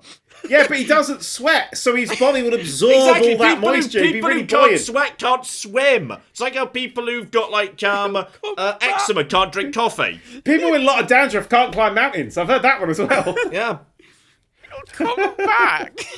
No, he won't. It's a really powerful trebuchet. It will simultaneously get rid of Andrew and prove how good my trebuchets are. He will be flung so fucking far, he ain't coming back. I'd just like to imagine, like, he gets flung away, and then, like, 3 days later, some child's on a beach, and there's just, like, fucking, like, very wet man in a suit comes up. He's like, oh, it's all... I don't know how strong you think a trebuchet is, but a trebuchet would toss him so high and so fast, he will die as he hits the water. He ain't swimming back. I want to point out, John thinks he'd be elected PM, but I know for a fact that John would be the person who every day would have to eat the bugs on I'm a Celebrity. It's just every day people are like, yeah, make him eat the fucking tarantula arseholes. You know what's sad about this, though? I'd like that all three of us simultaneously are in agreement that I would be terrible. I wouldn't even get past the door. Not fucking clue. Yeah, not a fucking... No, actually, you know what the sad thing is, Matt? I think you are the least electable, but I think you do the best job. Oh God, yeah, by far. Yeah, that's the worst You thing, are actually isn't it? you are a skilled, good organizer. You would do the best job, but you're the least electable. Yeah, I know. Because It's of almost your like voice, it's a joke, isn't it? because of your voice and your hair, and that's it. Yeah, John's all show. John's got all the show. He's got all the right things said, but people cotton on to that these days. I would hire you as chief of staff, Matt. Oh, I would hire you as my chief of staff. What would I be hired as? If you say court jester, I'm ramming my Rubik's Cube fidget spinner up your ass. I'm not sure I'd actually allow you anywhere near my government. It's not a good idea. No, you know what? I'd make you foreign You might secretary. you know how sometimes, like, you know, in the Soviet Union, when a new person came to power and they had to get rid of all the old people who had any connection. I'm on to a Stalin's list. I think you have to go straight on the trebuchet list. Just to get you out the way, unfortunately. John's there listing off other YouTubers. Kill him. Make sure that one knows that they killed him. Like, you know, then kill Matt's them. being brought straight in to run the government, and you're being loaded in the trebuchet to be kind of flung out into the sea while they play that sad song from the end of Rick and Morty. Oh, which one? You know, the sad song, the evil Morty the evil Morty song that they play when they blast everyone into space and shit. Oh, from that show. While your corpse gets flung out into the channel. I gave up on that. Was that the same one as the one where he was about to commit suicide? Because that was it? No, that was really early. That's like season 1. Yeah, that's what it was good. That was the last bit of the last the last season where there was the giant. No, I gave up. I sort of wandered off me and too. went, No, that's when they did the remix. That was the happier version of the Evil Morty theme, which was really quite a good remix actually. That was I think the season before that, season 4. Yeah, you see, John, legitimately, you've lost more credibility in my eyes in the last like 2 minutes than you've ever done and previously. I think I'd win. I'm pretty sure. You wouldn't. No, you No, wouldn't. I would, you wouldn't. because John's it would slip. John's one face, where I'm just, you get what you see, innit? I say what you see. I'd be the UK's Trump. That's what I'd be. But imagine if Trump, instead of being a money-grabbing lunatic, was just like a liberal with a good heart, but also useless. And I'd be like, there's only transgenders in the military now. And then just be... And I'm like, no, I just do everything wrong in the other way. It's like a few hundred people going, ah, shit. Just in the Ukraine, Jesus Christ. Admittedly, I feel like when I introduced my clown car initiative by bringing my entire future cabinet in a single clown car, that might cause problems. That might not get taken entirely seriously. But that's the thing. Was the clown car paid for by like a fucking friend of a friend? Foreign secretary! Jesus Christ. Jesus Christ. See, with me, you get what it says on the tin. You know, with John, it's Home sneaky. Secretary Jazz Hands! Yeah, but what if people don't want what's on the tin? Well, that doesn't matter. People just like people who say what they think. I'd just be slightly racist. That's what you've got to be PM in anywhere. I say just what I be think. a little bit racist. Just be racist, but just like not properly racist. Don't but like you're be a racist Facebook the wrong rapper. way, Matt. You're racist towards the English. Yeah. Yeah, that's backwards. No, that's how everyone in the world is, aside from the English, because the English are the best. Yeah, but they don't get to vote in the English elections, do they? Who? You're Me? supposed to be racist to hide away the fact that all the money and stuff's nicked by the really rich people. Go, it's all the people with other coloured skin to you. They're the cause. When it's actually the people with all the money that aren't giving you any money. Is like the reason an you don't have any inverted money. Matt could win an election. Like, inverted Matt? What, inside out? Inverted Matt. Where he's really, angry about everyone who's not English and he's got a nice haircut. Yeah, you just need that gas that turns everyone inside out from The Simpsons. We just get you a good haircut and make you angry about everyone who's not English, and then you'd win. Yeah. I'm sick of those Middle Eastern people oppressing us English. Grr. What we need to do is we'll do a kind of like, you know, a nice little like romantic comedy where I teach you how to speak proper English. I'll tell you what my promises would be. Matophobia lady. Like My Fair Lady, but matophobia lady. Sorry. Daniel, Yeah. what the fuck would you promise? I would promise several things. Blowjobs. Then you just walk off without establishing what they are. I would promise things that are just easy to do. That's really easy. That you could... There's certain things you can do. And you can offer, and you can promise. I'll bring back CFAX. Most people's remote controls don't have a text button on them. I'm pretty sure CFAX is still We'll put it on the red button. I'm pretty sure CFAX is still in No, they shut it down. Let's bring it back. Let's bring back CFAX. Anything else? No. I'm going to bring back CFAX, nothing else. I'll tell you what would be really funny is if in 4 years I'm PM sitting here still doing this fucking podcast and we're racking, people are listening to it. I don't think we need to worry about that. So for those who don't know, CFAX was what if the internet was in MS-DOS and on your telly?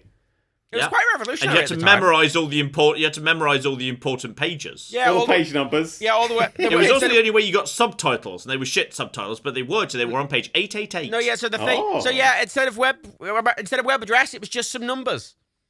Just a few numbers. The numbers 100 to 200 were like news stories. I think 400 was 100 sports. was your homepage, wasn't it? 100. 101 was news. 101 was like the top news of the day, and then like the rest of the hundreds were mostly news. Then I think it was sport was on like the 400s. I think like telly and entertainment was like 600. The problem is I only ever use it for cinema times and the weather and nothing else. Which is all I use my phone for nowadays. Current smartphone, then, really. Legitimately, it is. And you know what? If I'd have listened to the fucking smartphone, we wouldn't have got stranded in a fucking storm next to a motorway at 2 a.m. What we Daniel? I plead the fifth. Let's call back to the last episode, everyone. Did you listen to the Did we even talk about that in the last episode? We did. You brought it up angrily because it was like 2 days later. Oh, yeah, because you got us lost. Spider-Man was good. Matrix was fucking great. Oh, no, spoilers, but I fucking love that fourth Matrix film. I talked about it a lot with Mike Biffle in my other podcast. I like that Mike Biffle and me do a Doctor Who podcast, and then I come to this, and Mike Biffle's off with fucking Troy Baker and a whole bunch of fucking, actual human beings. Well, I'm stuck with you cunts. This is horrible. Well, if you want to go on Molester Per, I'm sure you could, but no. Look at me. I'm an important person. I'm Daniel. I won't go on anything with other important people. Oh, fucking bark and no bite. That's what. I was on the Co-optional podcast a shit ton of times. Is that Molester Per? It's not Rehelester Per, no, but it's gaming Rehelester Per. Uh-huh. Go it. Fuck it. Richard Herring, call me. I don't answer my phone. Richard Herring, send a WhatsApp message or something. Richard Herring, tweet you. That will be go to me and I'll forward it Herring. At Richard Herring. Hello, Richard Herring. Dear Dickie. Typing it out right now. How's the... At Richard Herring. Dear Dickie. Press send. There we go. I would promise... Please don't tweet Richard Herring. I want him to like me. I will skywrite a giant Union flag above the UK every Sunday, and then we all go outside and sing God Save the Queen. While clapping. It's the biggest, dumbest, stupidest form of jingoistic patriotism anyone has ever come up with, and it will go down brilliant. No, it won't, because I can beat that. It will create new jobs in the field of skywriting. Britain will become the world leader in skywriting under this initiative. No, John, I've got you beat. Yeah. Sunday night, just put Dam Busters on. BBC Two every Sunday night, Dam Busters. Yeah, that would work better. Yep, done. You see, John, I'm better at this than you. That's not a giant Union flag in the sky that everyone's singing at. It's literally that. That's literally the plot of Dam Busters. No. Also, there's a dog with a name that's a racial slur. It's the best for this country. I figured out the best way to do this. John is PM, but you're deputy PM, and you run the country like fucking, Cheney. Yeah? I'll be your dick, John. Yeah, John sat there being like, I'm George W. Bush, and, you're just behind the scenes fucking like with the load of the puppet strings and, doing war crimes and shit. Standards. You are correct that there, obviously the ultimate patriotic jingoist that you need to do would be unveil in a press conference that you've actually just finally finished construction of the entirely British researched, constructed, got out into space laser with the new British space program, and then just cut to, a footage being broadcast from the space laser as it carves the Union flag into France. Have either of you seen? Now that's the ultimate. At that point, you've won. You've won the election. The British space program that they were sorry. I'd like a moment to respond in this debate, moderator. Assuming in this debate, I have literally just put broadcast footage of me carving the Union flag into France. This is your rebuttal to that. This is my rebuttal, before we've even got the casualty counts in. Because I've probably just killed a lot of French people. No. Yeah, you're doing that. You're doing war and shit. You're doing stuff. You know what I would do? That's not a war. There's no war in space. Okay. What the fuck do you think Star Wars was about, John? That's a film, Daniel. We've got the Space Force. I think we could reasonably argue it's not a declaration of war because the satellite did it, Britain didn't. Okay, here's what I'm going to do. I'm going to officially say there's only 3 Star Wars films, 4, 5, 6. No, I disagree. They're not even British films. I disagree. No, it doesn't matter. No, it doesn't matter. No. But no, on the French topic, what I would do, you see, you're doing this whole thing, you've got to buy a space laser, you got to do that. I would just ban French words. If you see somebody say fucking cabaret or deja vu, you're allowed to kill them. But half of the English language... You can't do that, there's too many French words. So many words you think aren't French are French. Yeah, half the English language is French. Fucking beef is French. Yeah, you're about to say you've just banned the word beef, you stupid twat. I'm just sitting there with my beef steak being like, I will not ban beef. My opponent wishes to ban beef. I enjoy beef. British beef. Yeah, but I would call it British meat. I say cutting my own fingers off because I'm not looking at the steak while I'm cutting it. Oh, fuck this! It happened again! Just got like 2 fingers left on his hands at this point. I'm gonna start looking at my steak while I'm cutting it, fuck's sake! The nurse comes on, he starts power stancing with his spread legs, just like, yeah, come on. No, but what I enjoy about this is the image of that, John, you'd have to start cutting your finger and keep going. Get me a photo of me standing next to the picture of the space laser's work. No, genuinely, did either of you see the picture of the actual British space program from last year? No. It was legitimately a lorry next to a small mud hill. Well, they've gone up because the last picture I saw was a trolley up a hill and there was a ramp at the bottom. It's the most legit. It was perfect. The fucking episode of Top Gear where they fucking launched the Reliant Robin's more fucking professional. Yeah. But that was our space program. I'm just saying, if anyone says, like, hey, it's not on, that you just, carved the Union flag into France. Oh, it's still on. If I'm the only person in the world that's got a space laser that can carve Union flags, who the fuck is going to come to me and say that's not on? America. Because, well, fucking carve a Union flag in them then. I'm going to say a wild guess. And this time I won't bother trying to miss all the major cities. Sorry, maybe I'll just fucking put Chicago. Actually, don't put Chicago in the middle. That way I hate Canada. John, you've went from 100% hate Canada. You've went from I would be a good prime minister to get elected to I'm going to start a war with the 3 major world superpowers. Yeah, what do you think happens when UK prime ministers start wars? They get massive boosts to their electability. Yeah, and then everyone's gonna fucking die. Yeah, only like 10 years later. Just look at Tony Blair, the ever popular, ever electable. That's 10 years later. That was 10 years later. He does have a knighthood. Yeah, so there's Jimmy Savile. You're right. What's your point? We need to come up with a reason why they started it. As long as it's a defensive war, you get a massive bump in it. It doesn't matter. America, China, Russia are gonna fucking stomp on you until you fucking nothing. All I need to do is just leave a bomb in a park somewhere. Right now, it's just terrorism. No, you've went from I'd be a good prime minister to I'm going to bomb. Let me finish. But that morning, I leave a bomb in a park. It's an empty park. We make sure no one's in it. And I've got someone watching it, so they only trigger it when there's no one around. And in the box with the bomb, we put some croissants. So everyone knows it's the French that did it, which will justify my actions that evening. And when the elections start, when the debate starts, and the first question is, obviously France has just bombed us. What are you going to do in response? I'd be like, John, I have a question. I'm glad you asked Jeremy Paxman. John, I have an because if we just turn your attention to the screen, I've prepared a space laser. I have an important question. Would everybody please rise to sing God Save the Queen while I push the red button? God save our grace. How would you justify a war with France because they bombed an empty park? Because they're incompetent and they meant to kill people. I'd like a scientific diagnosis done on the croissants. Yeah, but Lilith, me too. Also, is Matilda hungry? I think a well-made... Yeah, Lilith's just having a quiet in the background. I think a well-made French croissant, a beautiful, exquisite, actual French pastry, would be so light and flaky, it wouldn't survive even a mild water balloon, let alone a bomb. Yeah, a valid point. If that survived, that's some sort of fucking Asda smart-priced individually wrapped croissant. No, this is the thing. If it survived, it must be an American croissant. Oh, God, yeah. I was about to say this isn't my first bombing, but it will be my first bombing. But I'm still going to do it right. I'm going to obviously, have actual French croissants brought over for this. They wouldn't survive, John. They wouldn't survive. What? You've not survived. There'll be little bits of it that they'll discover, that they'll figure out. They wouldn't survive at all. It would just be, if there was anything left, then it could not have possibly been a real croissant. In case that happens, I will also... In case that happens, what I shall do is I shall leave extra croissants next to the detonator.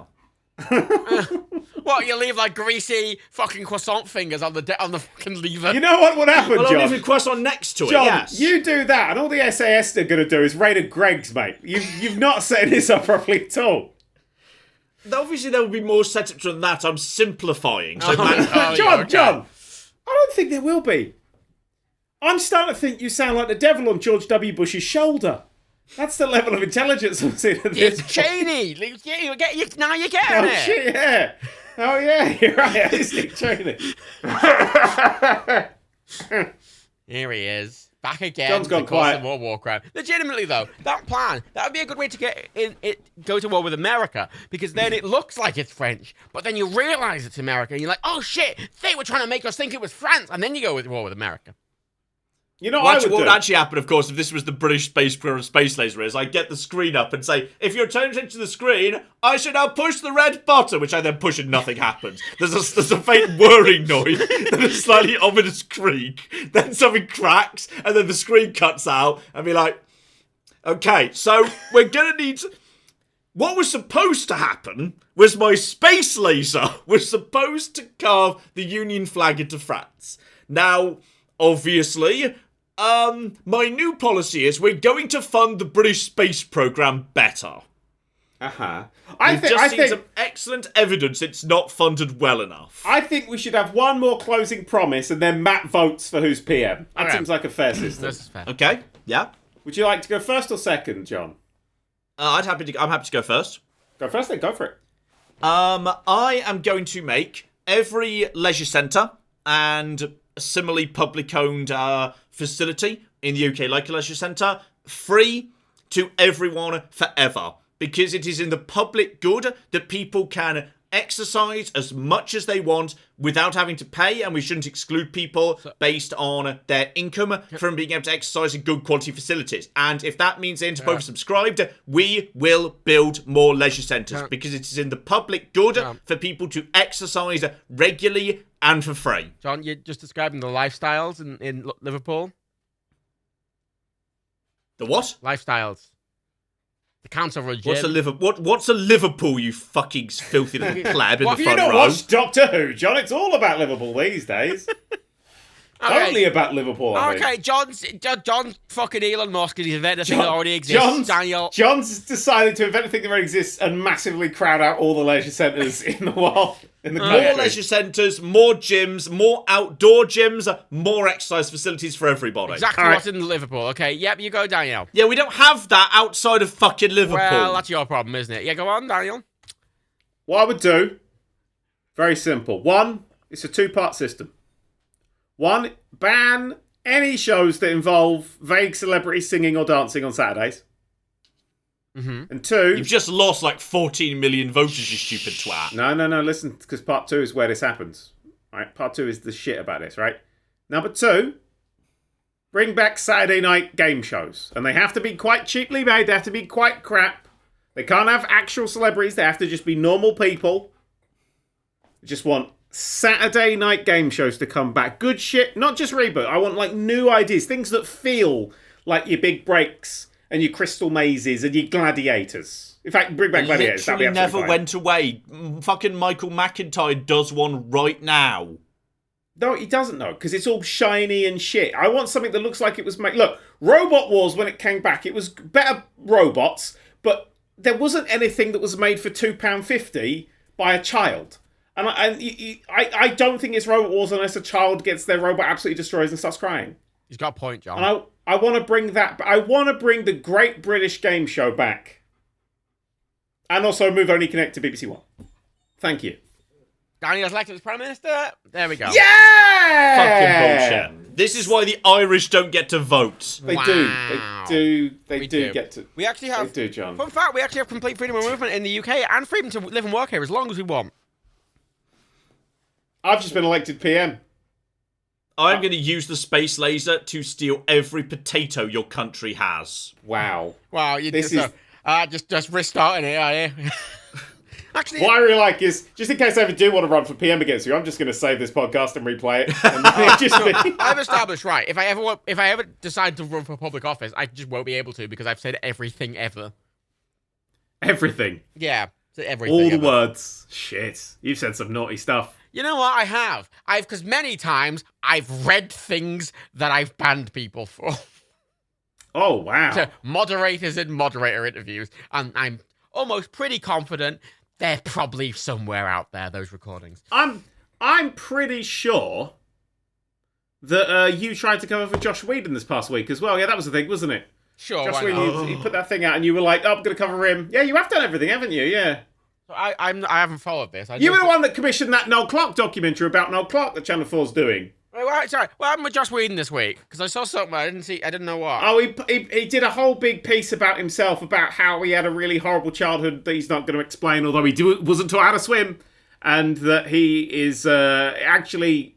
Gal Gadot doesn't speak English, so she doesn't know what I was saying to her. It was a really weird-ass interview where he clearly gave it thinking at the end he came off really well and had just rehabilitated himself, and kind of the opposite was true. Hilarious. Yeah. It was a really weird interview. He comes across as a man who is unaware that he has done horrible... I think he's worse than he is now, if that's the things he thinks is fine. Yeah. It was one of those things, you're sitting there going, oh, wow, your PR person has gone grey. You kind of like left that. You kind of read the interview. You came away thinking, if there's one character on Buffy he associates with, it was Warren, wasn't it? He actually quite liked Warren. I've never seen Buffy, I don't remember. so I don't know who the fuck Warren is. I assume it's some sort of like place where rabbits live. Just a big hole in the ground, which is Warren was arguably like what would have not been the a better big thing to do. demon. He was just like the very banal, unpleasant evil. So a cunt. The boring evil. Oh, that's the worst kind of it. Oh, it's the worst. No, but you should read it. It's amazing because he genuinely thinks he's in the right, and he basically just blames everybody else, takes no responsibility for himself, and then ends up going, I think I'm one of the nicest showrunners on TV. Wow. Okay. Yeah, it's an amazing piece of somebody who is clearly does not take enough time to think about who they are. Oh, do you want to hear something really funny about a really horrible person? Yeah, let's do it. Oh, yes. Right, that so, sounds like a fun way to close this off. So going back to old school PodCats before Trump was ever president. So, Who? So I don't like acknowledging his existence. However, he did a campaign. Don't bring up old podcasts. No, we all said unfortunately these are the old podcasts. Like me and Dan agreed the Switch was going to be a disaster. That's true. So, right, the other day Donald Trump did a rally, right, and his most ardent supporters. I'm going to quote. I'm going to quote this accurately because it's a real thing. His most ardent supporters that were there did not believe it was actually Donald Trump. They believe that it was JFK in a skin suit. Cool. Well, I mean, I've never seen Donald Trump drive a rally, so like the corners are tricky in those. So I wouldn't know if he could do it or not. If I saw somebody driving dressed as Donald Trump in like in a high speed car, I'd probably go, that's probably not Donald Trump. It's probably JFK. Was there a reason given for this slightly strange belief? They're all fucking insane. They're all fucking insane. Yeah, that's the main reason, but he wasn't talking with his hands as much as he normally does. So he must be JFK in a sin suit. But why JFK in particular? I don't know, because they're fucking insane. That's it. Because JFK's skin's going for sale. There was supposed to be some form of, like, the QAnon conspiracy thing was supposed to be something about JFK was coming back, I believe. What? Matilda's got something to say about JFK. What was that? Well, it'd been Grassy Knoll. Sorry, hello. Matilda killed JFK. Is that true? Matilda? Yeah. No, that sounded like a yes to me. It was a no. It was a head shake with it as well. Lilith, did you kill JFK? Oh, you've jumped up. Lilith is saying, no, I was literally born last year. Okay, that's fair enough. That's a good alibi, not being born. Yeah. I mean, apparently JFK being dead a very long time isn't That's also a very good alibi. Pretty good alibi. I mean, to be fair, isn't the plot of the Umbrella Academy that someone who wasn't born when JFK died actually killed JFK using time travel? But anyway, going back to Dune, just to wrap this podcast up. You're going full circle here. I thought I'd go back to the point. Yeah, this is structurally coherent. Unlike Dune. So a bunch of crypto dudes got together and bought a copy of a book. Can we also, Matt, you just want to point out like how impressed you are at how I use the word structurally incoherent, given apparently those are quite long words. Yeah, you can't use the word incoherent. It's French. John, you didn't sound proud about it. That was what made trebuchet so fun. Is that you sounded proud about saying trebuchet. I'm proud about trebuchets. I just think they're brilliant. Yes, Daniel. So good. Hello. Back. So a bunch of crypto bros got together. And they bought one of the book Bible things for the film. I thought you said Beyblade. It was like they put those Beyblades of dude. They were, yeah, no. I just said Bible. I was like, wow, that's ambitious. But like, we're gonna put God on the blockchain. It's Jesus Christ. It's a book, but it's a book that is. I want to point out it's available online. This book, somebody has scanned it, because there's only a few copies in the world. A few years ago, a copy of it sold for about $40,000. Mm-hmm. So that's the value that they were looking at. So a lot of them got together and bought this book for $2.6 million. Mm-hmm. Yeah. It was worth $40,000 and they bought it for $2.6 million. And then they did a tweet saying... How do you overpay for something that much? How is that possible? Well, let's get into the next bit. They then did a tweet saying that they were going to share the book online, which they're not technically allowed to do, although it is already online. But they want to start making a TV show or a film or an animation about this. They want to take this as the example. They think they've bought the Dune IP. They think they've bought the Dune IP because they bought one book on the internet. Nah, but obviously, we're fucking Cube and Miniature now, or NFT nows. We're not. That guy got wiped out, as I speculated in the show video, which is... Oh, fuck, was I an NFT? Yeah, you were an NFT, yeah. Fuck! I kind of made every big YouTube channel an NFT. Oh, yeah. God, I'm on the blockchain. I don't like it. I also want to point out, he also made loads of Disney characters into NFTs, so I'm assuming he's dead now.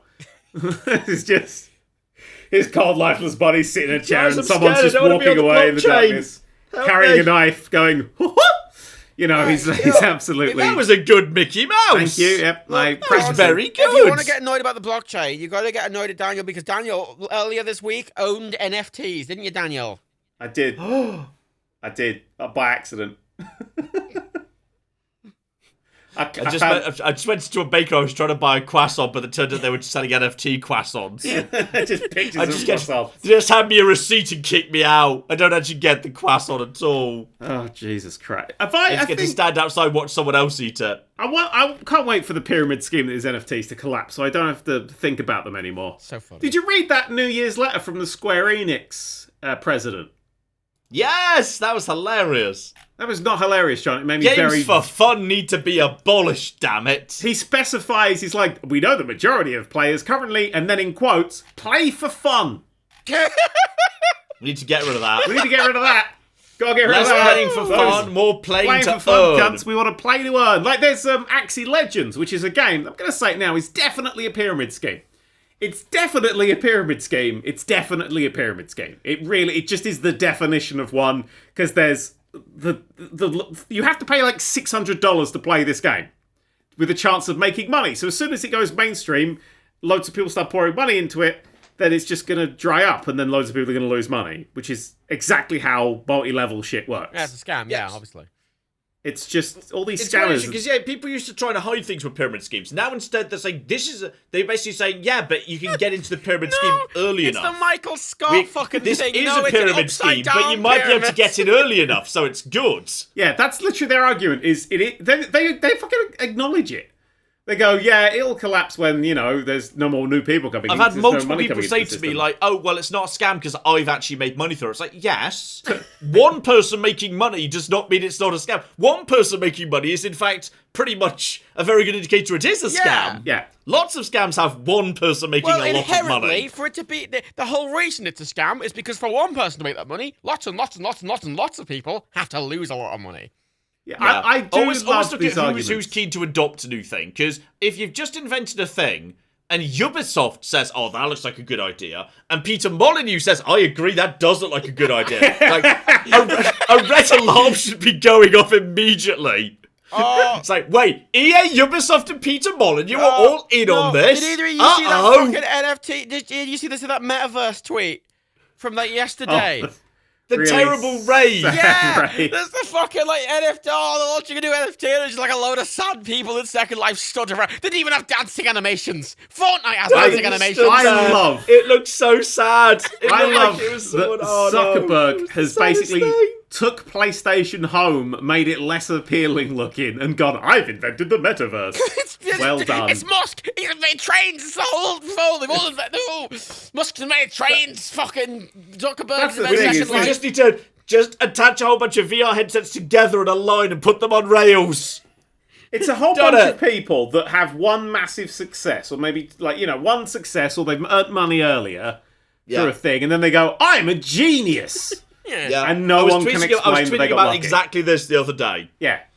Like, some people who, happened to get in on something that went huge early go, wow, I got really lucky. That one wild gamble paid off. I'm a fucking YouTuber. Yeah. I'm just going to cash out in the early goodbye. I'm going to cash out and be on my way. But some people, the vocal minority of still in, have decided because they picked one thing that went huge once, they must be geniuses at picking dumb stuff that's going to be huge. Yes. Like, here's the thing, right? Exactly what I did back in, I want to say, 2011, 2012? I bought £10 worth of Bitcoin. Wow. Oh no, where is it now? Not a fucking clue. And you know what, right? While the fact is, if I still had it, I would be a millionaire. But that does not make me a genius. The fact I bought Bitcoin went, I can't even do anything with this. There's one pizza chain in the US being like, we're going to take Bitcoin for pizzas, but and they decided not to. It's like one franchise of one pizza chain in the US like, we're going to take Bitcoin. I got it, went, what the fuck do I do with this? I went, nothing. I mean, I entered a local tournament for, I think it was Yu-Gi-Oh! Or some fucking Soul Calibur or something, where the prize was hundreds of Bitcoins, but that was the prize for third place, and it was £50 and £100 for first and second. And I came second or something, and I got 50 quid. If I'd come third, I would have got 800 Bitcoins for 1,000 Bitcoins. Yeah, but you would have definitely forgot where that was, and you wouldn't have it anymore. Oh, absolutely. There's no sort of... Mine were on a hard drive somewhere, and I must have just deleted them because I thought they were worthless at some point. It's like getting mad you guess the lottery numbers wrong. You can't. It's just such a bizarre, ridiculous chance. You're well... That's a hilarious story. I don't give a shit. Yeah, that's it. I mean, we got in early on YouTube. I mean, not John. He's what did you start 2 years ago? 3? 4? 8. Thank you. 8. Oh, what am I coming on to? 12?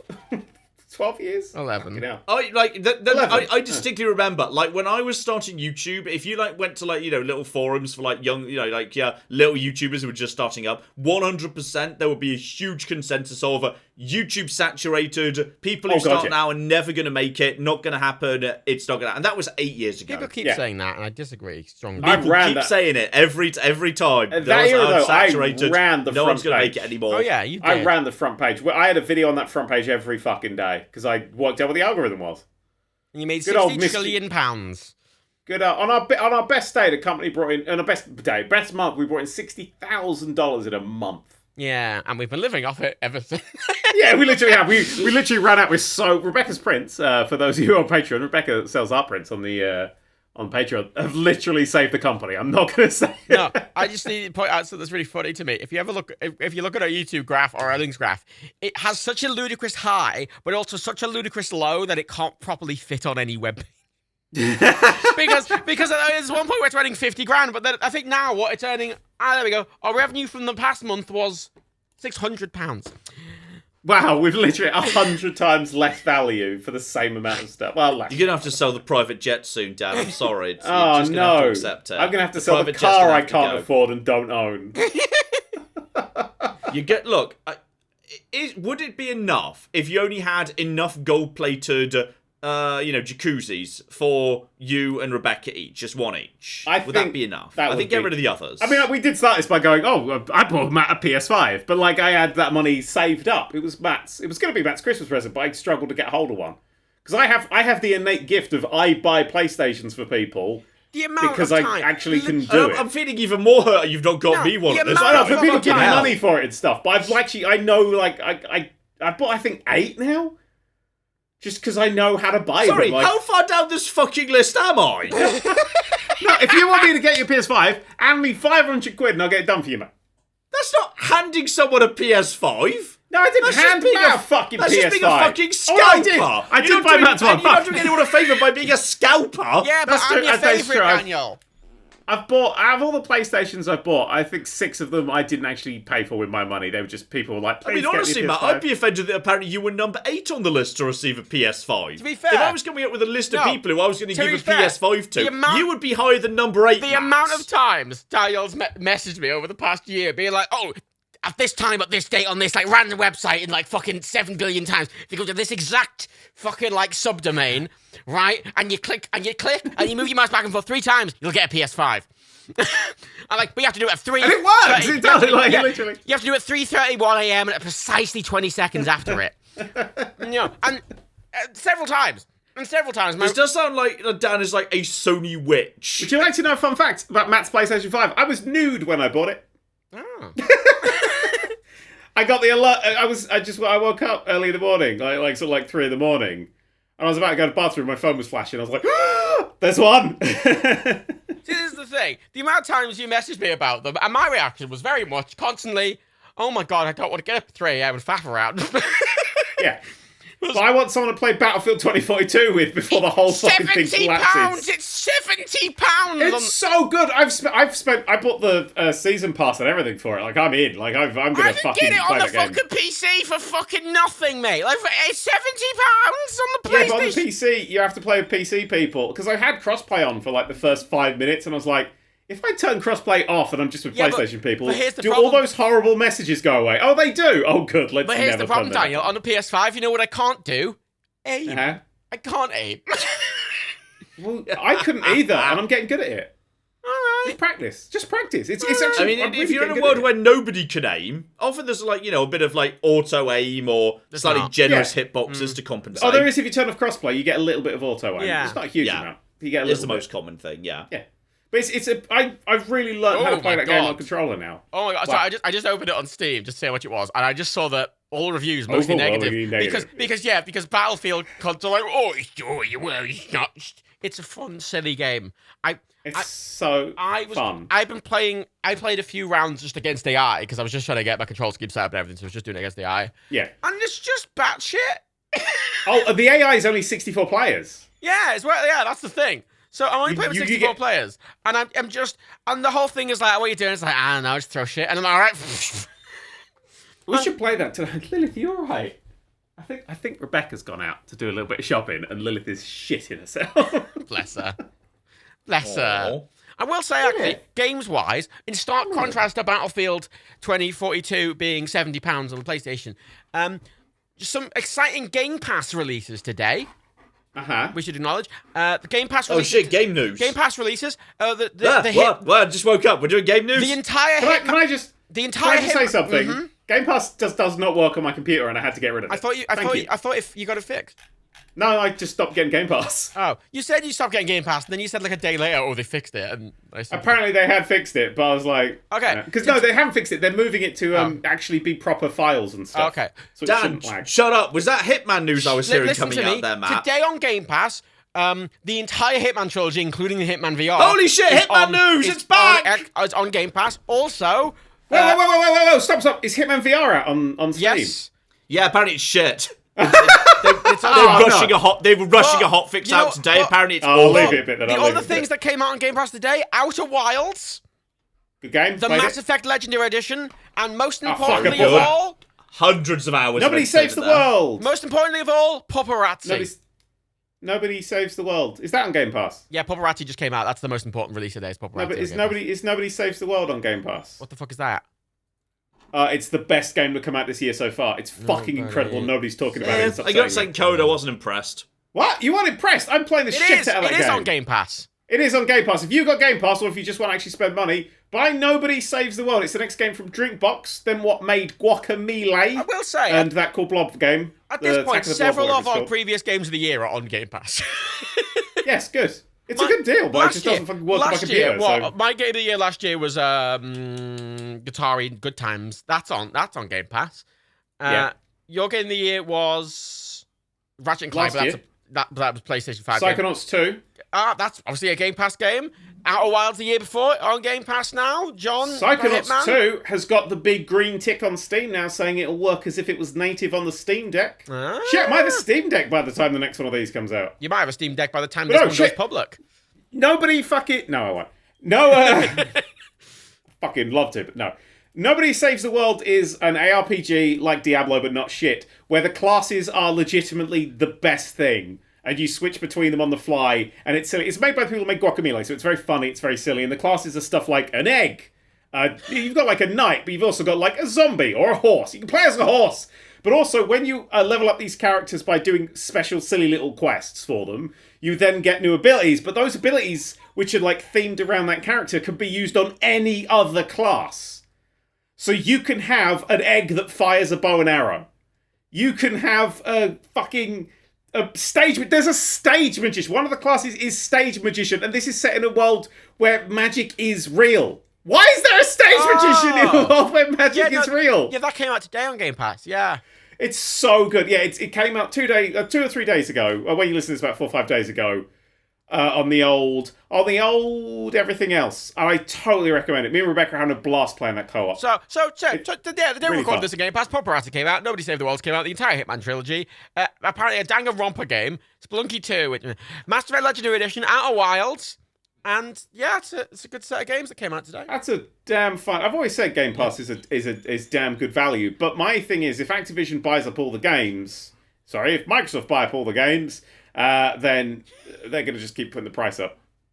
Because you'll have to be getting... And it'll be all this value, but then it'll be sort of get thinner in the way. Thing is, I don't know, if Sony start one... Thing is that you say this, but like, it kind of shows, like Disney have shown with Disney Plus, that if they scale it enough, that they can keep it reasonably... I mean, Prime shows that. Prime hasn't really went up in price, but...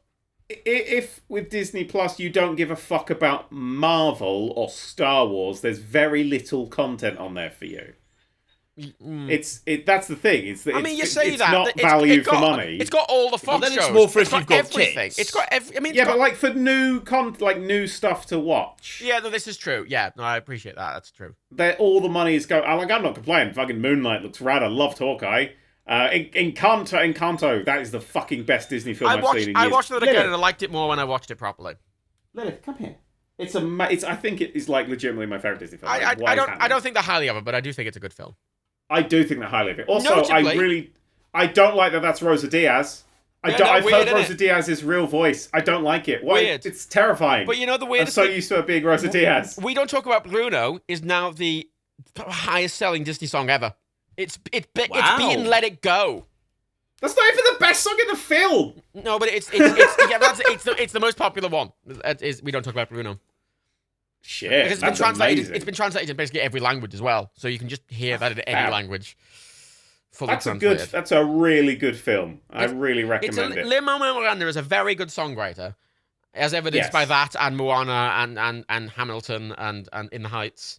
In the Heights has Rosa Diaz in as well. Yeah, the Moana songs are his. Oh god, I really like Moana as well. Yeah, see, In the Heights, which came out as the live action star, one of the stars of that is Rosa Diaz, and she is singing in person, which is also She's weird. So good. Yeah. She's so fucking talented. Holy shit. It's weird. She's fucking wasted on Brooklyn Nine-Nine. I'm not gonna... I know know, there's fans of it, but like, oh no, you need something like that to get out. You know when we saw like Olivia Colman go from like small British comedies to like, I'm winning an Oscar? That kind of feels like we're watching her do that for the American version. Yeah, but Olivia Colman's character works so well in small British things. Like her being the stepmom in Fleabag is one of the strongest, most visceral roles I've ever seen anyone do. And it's only like works in the scale of Fleabag. And I think she brings so much. Like Peep Show, I will always argue that Sophie is the reason that Peep Show was a success. Yeah. Because that longing and that everything about it, and her being just literally looking you in the eye and being really like terrifyingly awkward and stuff, is so horrifically cringy that she makes that show. She's not really silly about anything like the other two. She's just really like so just being dragged along with it. God, she's such a fucking can I just make a brief point about good old Stephanie Beatriz? Beatriz. I don't know how to say it. Beatriz. Argentinian surname. I opened her at IMDb, and the most recent thing that they're filming is called Trans Los Angeles, which is an anthology of 4 standalone short films, and their unifying theme is that they all feature a trans character in the lead. And nice. She's the biggest star signed to it to give it a lot of like oomph behind it. That's nice. Rad. Yeah. Good for them. Fucking actually putting the money where the mouth is. Yeah, I mean, yeah. She's been a lot of shit as well. I think John's died. The problem is I've not seen Encanto, and I You've don't not seen watch Encanto? Brooklyn Nine-Nine. I've heard the songs. You've not I looked up the songs. They were to watch it. No, I'm not a huge Brooklyn Nine-Nine. I don't really like American... Honestly, American comedy, like sitcoms and stuff, there's Better Off Ted at the top, and then there's like a big fucking space, and then there used to be Louis, but we can't talk about that anymore. There's another big fucking space, and then there's like everything else. MASH is up there, but I don't ever think of MASH as a comedy, really. I always think of it more drama-based, even though it is quite funny. But like, for more modern things, Better Off Ted, that's where I go for my American comedy, but I'm not a fan of most of their sitcom-type things. They become a bit much very quickly, I think. Yeah, there's just sort of like no real anything to... Lilith, what are you whinging for? You need to go and hug this dog. I'm hugging this dog. We had something new in the house today, and she's freaked out because of it. Yeah, Lilith is Lilith just likes to cry at anything for no reason. She does. She is scared of the floor in one of the rooms. She genuinely not all of is. the floor. This is a She's real not lying. thing. She is scared of a Well, then put a giant carpet on that floor, you monster. No, we do. We put the carpet on it, and she just doesn't want to go there anyway. Yeah, it's not the floor. It's the one part of the room. It's one part of the room she just does not want to go in. I'm now cuddling the dog, so I'm slightly further away, so she doesn't smash the keyboard and kick me out of the conversation. Yeah, if Rebecca leaves the room briefly, Lilith's like, oh my god, Rebecca's dead. Yeah. Rebecca's dead. Oh my god, everything's terrible. Yeah. It's very funny, but also... Right. She's getting a big cuddle now. She's literally sitting on my lap. Oh, good. Yeah, she's... You hugged that damn dog. She's got a big hug to the... Oh, I'm giving a big hug, aren't I? Oh, yeah, you're terrified right now, aren't you? Oh, yes, you are. Your heart is going so quickly. Oh, bless this little thing. It's not like Matilda's just like, will fucking eat anything. If anything was like, boom, Matilda's reaction is like, I'm gonna kill that. But Lilith is like, that's terrifying, while watching fucking... I don't know, Lilith's scared of the weirdest things. Its dogs are so varied and strange and weird. It's really charming. It's been enjoyable. I think all animals, like, every animal that I've ever had, including like guinea pigs and shit, they're all so like defined in who they are. I don't know if Eli is, but snakes sort of are very nothing. No, I think I think Eli's got a little bit. He's a snake, and he's sort of like this thing, but he knows who we are, and he watches TV and stuff. If the TV's on, he always comes out to watch it. And there's always just little bits and pieces of like character you get out of it. This is why I stopped eating meat now fucking 2 years ago. That's fucking mad for me. I used to love meat. I still miss it. I'm one of those people. Like, some shows like, no, it's disgusting. I'm like, I want to eat a kebab. You know what? Oh, I fucking want a kebab. What if you just found like a shit animal that's a dick? Can you just like find an animal that's just really Eat just wasps and only wasps? Just a packet of Foxes Walker's are wasps. fucking dick. Foxes are lovely. Foxes are absolute fucking Shut up. dicks. No, I love foxes. Foxes are amazing. I adore Shut the fuck up, John. Have you ever? You meat eater. Have you ever Yeah, lived? listen to this Tory on his horse, ripping foxes apart with his dogs. Yeah. No. I'm very opposed to fox hunting, but I'm from the middle of fucking nowhere, and I've grew up around farmers and farms, and foxes are fucking nasty pieces of work. Oh, they're just getting food. They don't know any better. They're just trying to get food. No, they're not just the whole point is they don't just get food. They go in, they get the food, and then they do a whole bunch of extra murder on top because they're dicks. I must admit, I'd probably have a pet fox if it wasn't for the fact that their piss is the nastiest thing in the universe. It sure is. It's the worst. Oh dear God, it's horrific. It's like laser acid that smells like an entire fucking tip at once. It's the worst. But apart from that, it's good, isn't it? You're feeling a bit better now, yeah? Calm down. You know what I enjoy, Jay? I have this distinct memory. And I find it very funny to as a kind of look back on thing, because I saw it when I was doing the big highlights video, the 20, and there's that one video, that really old vlog where you're like, oh, someone being a vegetarian, now look at you, Dad. I know. It's called growth. I know, right? It's called acceptability to change. Yeah, John. It's called when being presented with more information, listening to it, and potentially changing your mind about stuff. It's called being an adult, John. I've also had growth. Look, I've also eaten meat and had growth. It just in a slightly different sense that now I'm scared of the scales. Yeah, that's a good joke. That's a good joke. Good job, John. Proud of you. That was a good joke. John, that was always a joke. If I did have a dog with me right now, I would have smashed the shit out of my drum kit for that one. Oh, big yawn. Thank you. Big yawn. That was big. Oh my God, I'm going to buy you a little drum kit. Oh, I'm going to buy you a little drum kit. There must be an animal that's just such a dick that it's okay to just be fine with eating Wasps. them.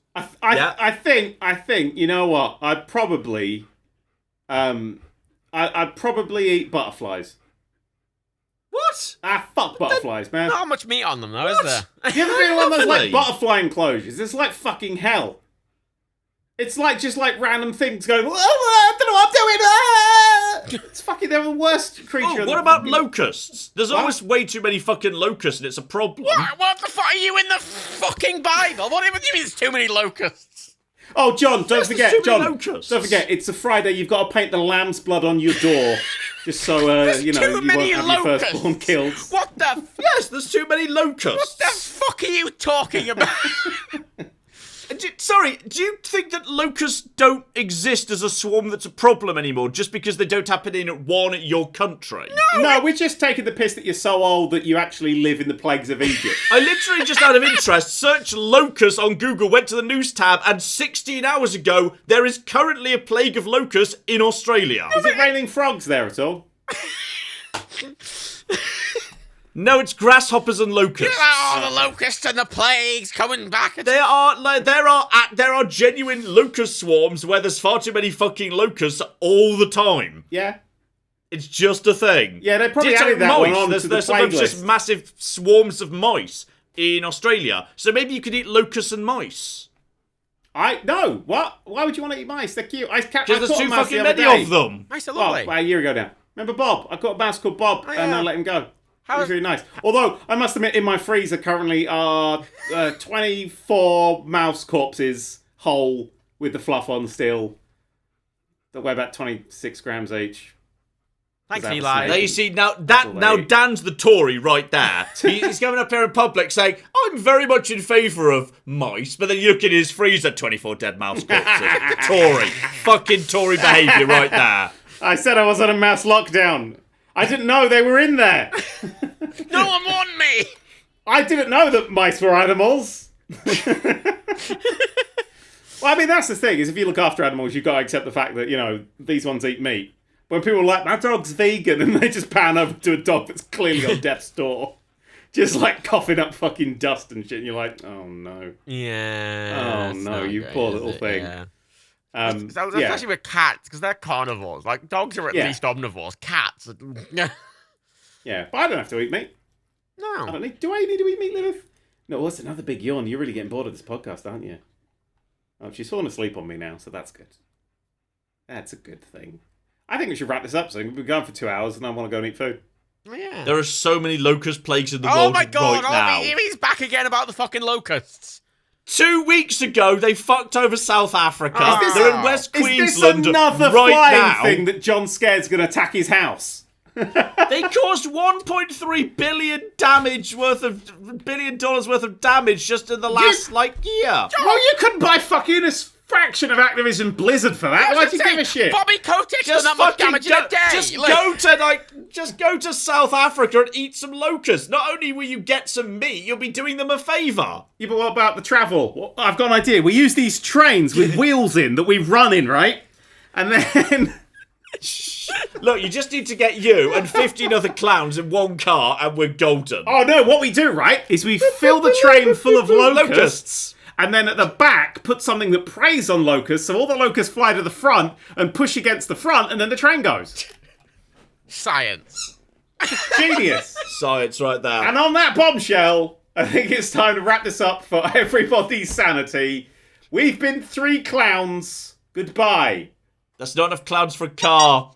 We need more clowns. It's a unicycle. We can fill the gap with locusts. 3 clowns and several million locusts Can you in a imagine car. a circus, you open the door like 3 clowns and then just a plane comes out? I'm into that, actually. Fuck it. Just loads of blood and then comes just out. announce, the doors are locked. Hand over all your valuables that you can go. Wow, this circus took a turn. Yeah. And here comes the abused elephant. Yay! And he starts eating locusts and shit. Don't go to circuses, kids, unless they are RSPCA assured. Can we end this, please? Good night, everybody. Bye!